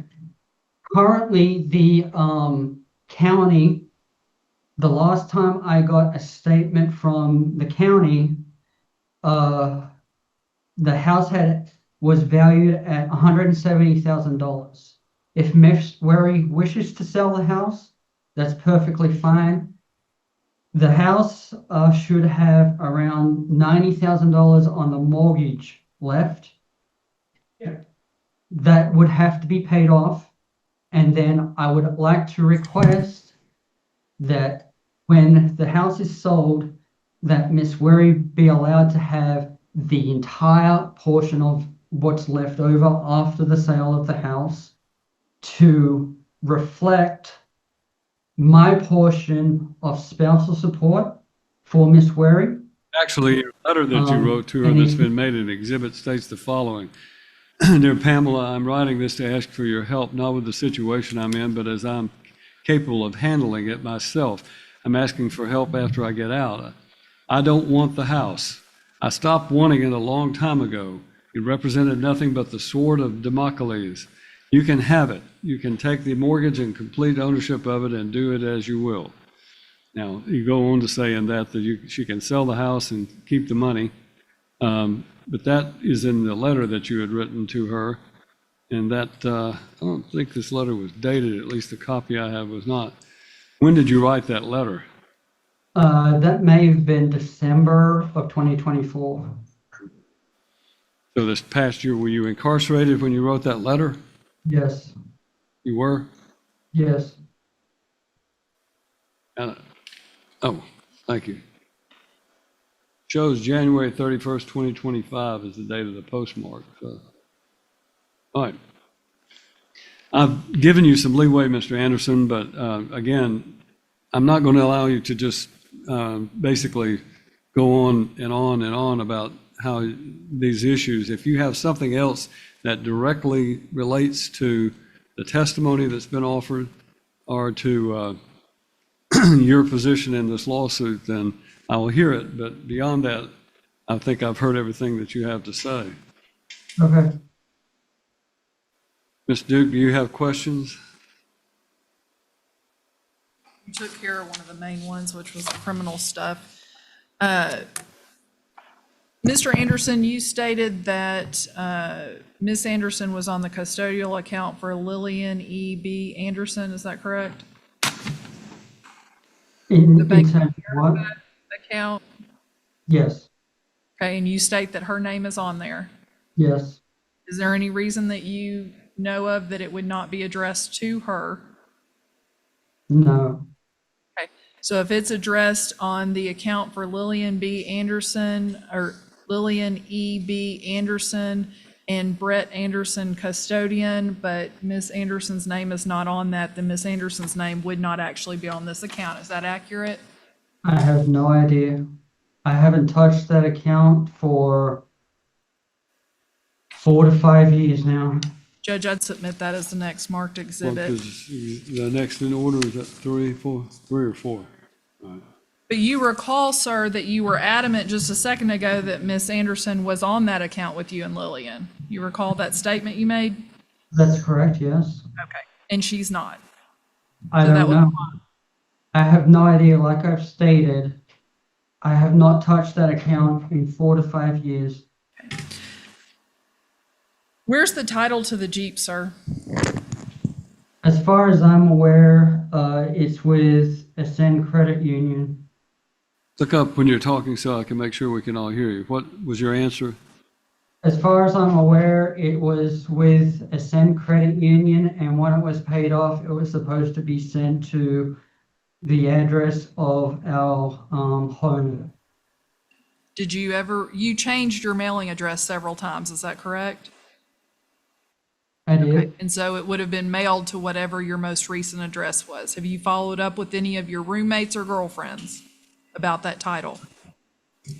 As far as that title goes, it was addressed to our home in Dixon, not to any other. But if it was address. addressed to you, sir, and you put in an address change, you understand that it would have gone to your new address. I never put in an address change when I lived separately from. Okay, did you not just say Missouri. that you put in an address change? No, I don't believe I did. Now, you've had repeated criminal behavior with your ex-girlfriend, is that correct? This is not relevant. Objection. You have to answer it, sir.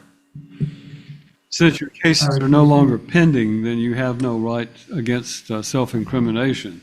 And as a result of that, your cases have, that's the reason it was important to know whether or not your cases were pending. And if you don't have any pending cases, then you must answer the question. Restate your question, please. You had criminal activity against your girlfriend, is that correct? Twice, yes. Okay, and you physically abused her, is that correct? No. Okay. Sir, why were you stalking her? I was trying to recover my spare key from my vehicle, and I was attempting to recover the spare key from my apartment and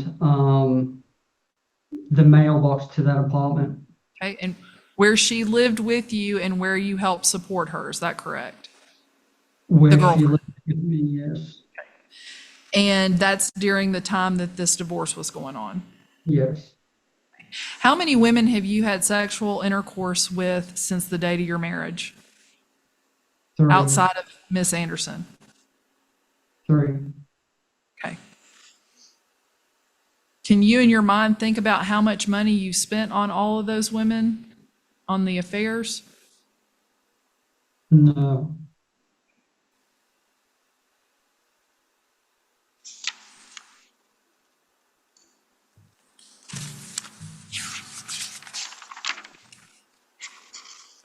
And you can agree with me, sir, that you did not disclose in your interrogatories that statement that Miss Anderson made some sort of statement that she wished you were dead. I didn't make a lot of statements that neither her or I made during the pendency of our marriage. Is there any reason in particular you wouldn't disclose that when you were specifically asked about allegations you would make about your wife? I mean, there are other statements that she made that I haven't included either. Okay. You understand you were required to provide that? It's been several years since I've spoken to an attorney, so I don't remember what I was required to put in or not. So since that time, it's not been important enough for you to let anybody know that that statement was made? It's been quite important.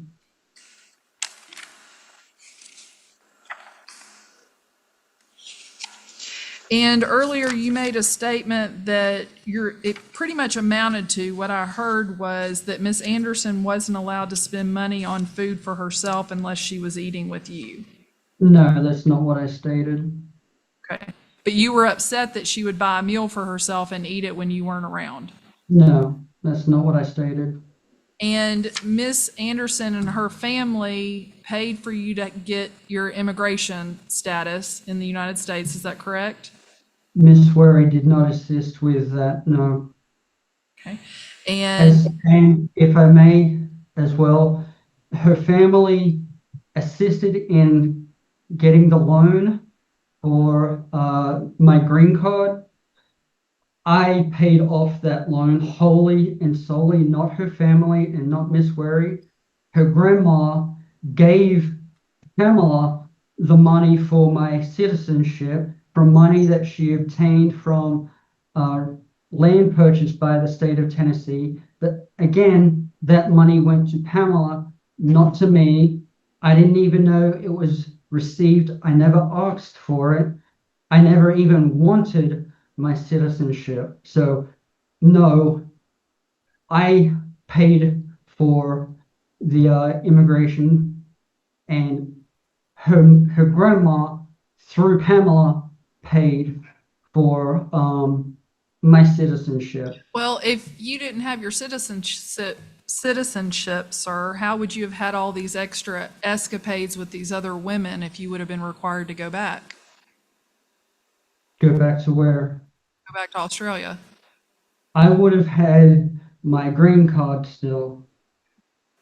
Well, but when you're in jail, your green card won't keep you here, will it? You have to have a job. Is that correct? I'm not exactly sure, but up in That's all. I received my green card in 2008. It was renewed in 2010 for approximately 5 years, at which time when it expired, I would have been able to renew it consistently.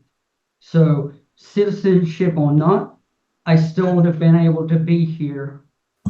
But with a conviction for a felony and no job, you would have been removed from the States, correct? Quite possibly, yes. All right, Ms. Duke, that concludes your question. All right, and you have any other rebuttal proof? You wish to make a closing statement?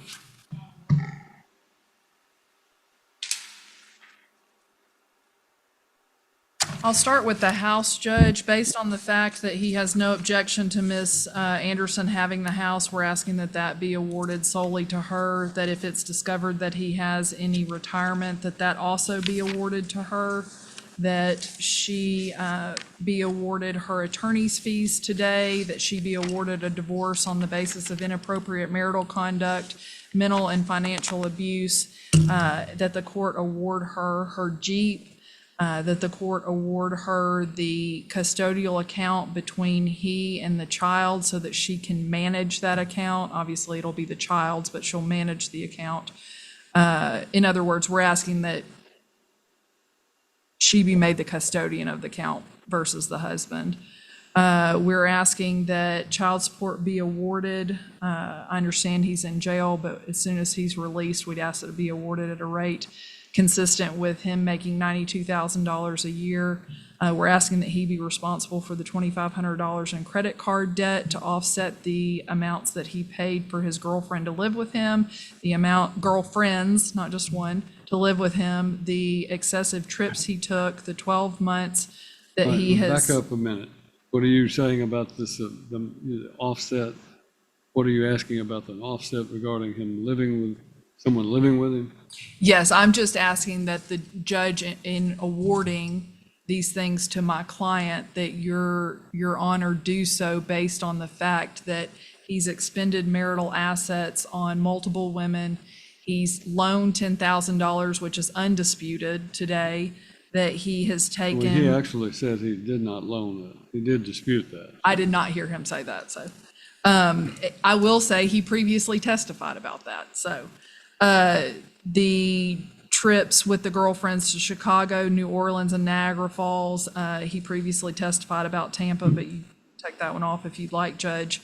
We're asking for attorney's fees in the amount of $9,000, and we're asking that Your Honor develop a parenting plan, which I think you've already made your decision on that, but just to reiterate, that gives Ms. Anderson primary care, custody, and control of the minor child, allowing her to claim the minor child on taxes, and that Mr. Anderson, I'm sorry, be required to provide health, dental, and vision as soon as he is released from jail. Let me ask this clarification question. Do you have American citizenship, Mr. Anderson? Yes, sir, I do. Yes, my client's family. Because obviously, under today's standards, if conviction for, as you were pointing out, conviction for felony and not having a job would likely, if he was here on a green card, would require him to be deported. So I just wanted to ask that question. All right. Yes, and those are our requests. It's significant asset-wise. Obviously, she was a homemaker and she has had some things. He's regretful now. I can't say he was regretful then that she was a homemaker, but he's regretful now that he allowed her to be at home. So, and she had cancer, which was debilitating at the time.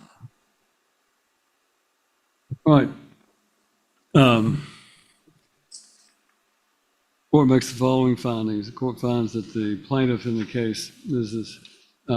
Anderson, is awarded an absolute divorce from the defendant on the grounds of inappropriate marital conduct.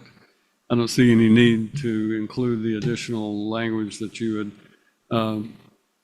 indicated regarding the financial abuse that you were, I think inappropriate marital conduct covers all of that, including the extramarital affairs, the 3 different women that he admitted to having had sexual relationships with during the marriage. So court finds that she is awarded an absolute divorce. Regarding the marital real property, as he stated both today and in his letter that was marked as Exhibit 1 to this hearing, he acknowledged that she could have the home and the equity, whatever there is in the home. So she is awarded that home. She'll be responsible for the mortgage, and she will be awarded any equity that might actually exist in that home. She is also awarded the Jeep vehicle that is her vehicle, and under the circumstances, I will put an order down that says that because I've awarded her that vehicle, she is entitled to speak to whoever the lien holder is regarding any issues regarding that. If it has no longer has a lien, she can apply for a lost title with the clerk's office and obtain a current title in her name only. The other vehicles, from what I'm understanding, are all absent or all disposed of. There is testimony that's somewhat conflicting regarding the Altimas that he had, but it doesn't appear he has a vehicle at this present time. In his letter, he requests her assistance in getting him a vehicle, and I don't think it's that there is any vehicle at this point in time. The court heard no testimony regarding his having a retirement account other than what Ms. Anderson said, that she thought he might have a retirement account. At this point, if there is a retirement account, it would be under the law divided equally between the parties by qualified domestic relations order, 50% to each of them during the time of the marriage.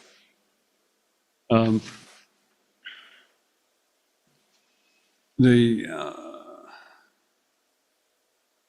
court designates, I don't see any reason to go through the statutory guidelines regarding this. We have a child that's almost 17 years of age. He is serving a 4-year sentence. There is, in my opinion, no question that she should be the primary residential parent.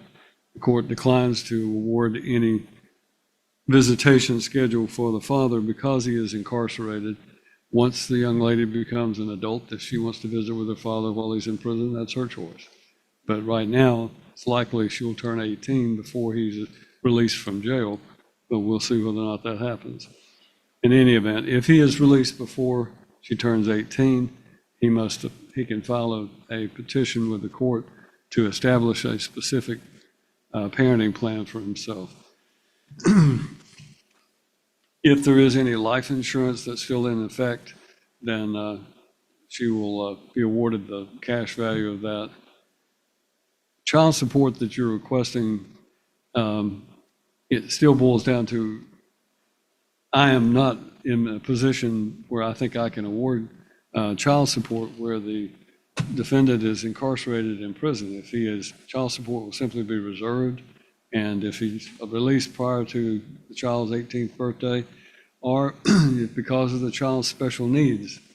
The mother may file a motion for extension of the liability for child support as the law provides before the child's 18th birthday to extend the obligation of support as is provided for in cases where there are minor children that have disabilities. As a result of that, I'm simply reserving the issue.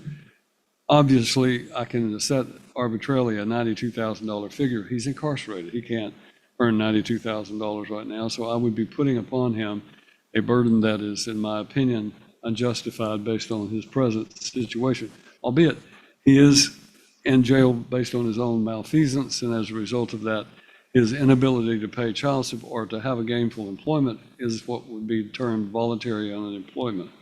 So I think that the court can consider that once there is a situation where he's actually employed. This would be constituting a retroactive child support in the future if in fact he is released.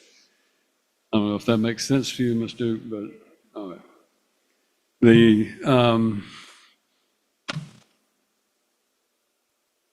Trying to think if there were any other issues that your attorney's fees, you need to submit an affidavit and I'll approve your attorney's fees once I've reviewed your affidavit. I think that's what's required. And that is the judgment of the court. Ms. Duke will draw the order, and I have made these rulings and on the record make them in consideration of the expenses that have been testified to, that things that the plaintiff has testified to, and what I think has been established as to his actions that have dissipated marital assets. And for that reason, that can be included in this order. Ms. Duke will draw the order and send it to Mr. Anderson. Thank you. Regarding the tax deduction and all those things. Yes. All right.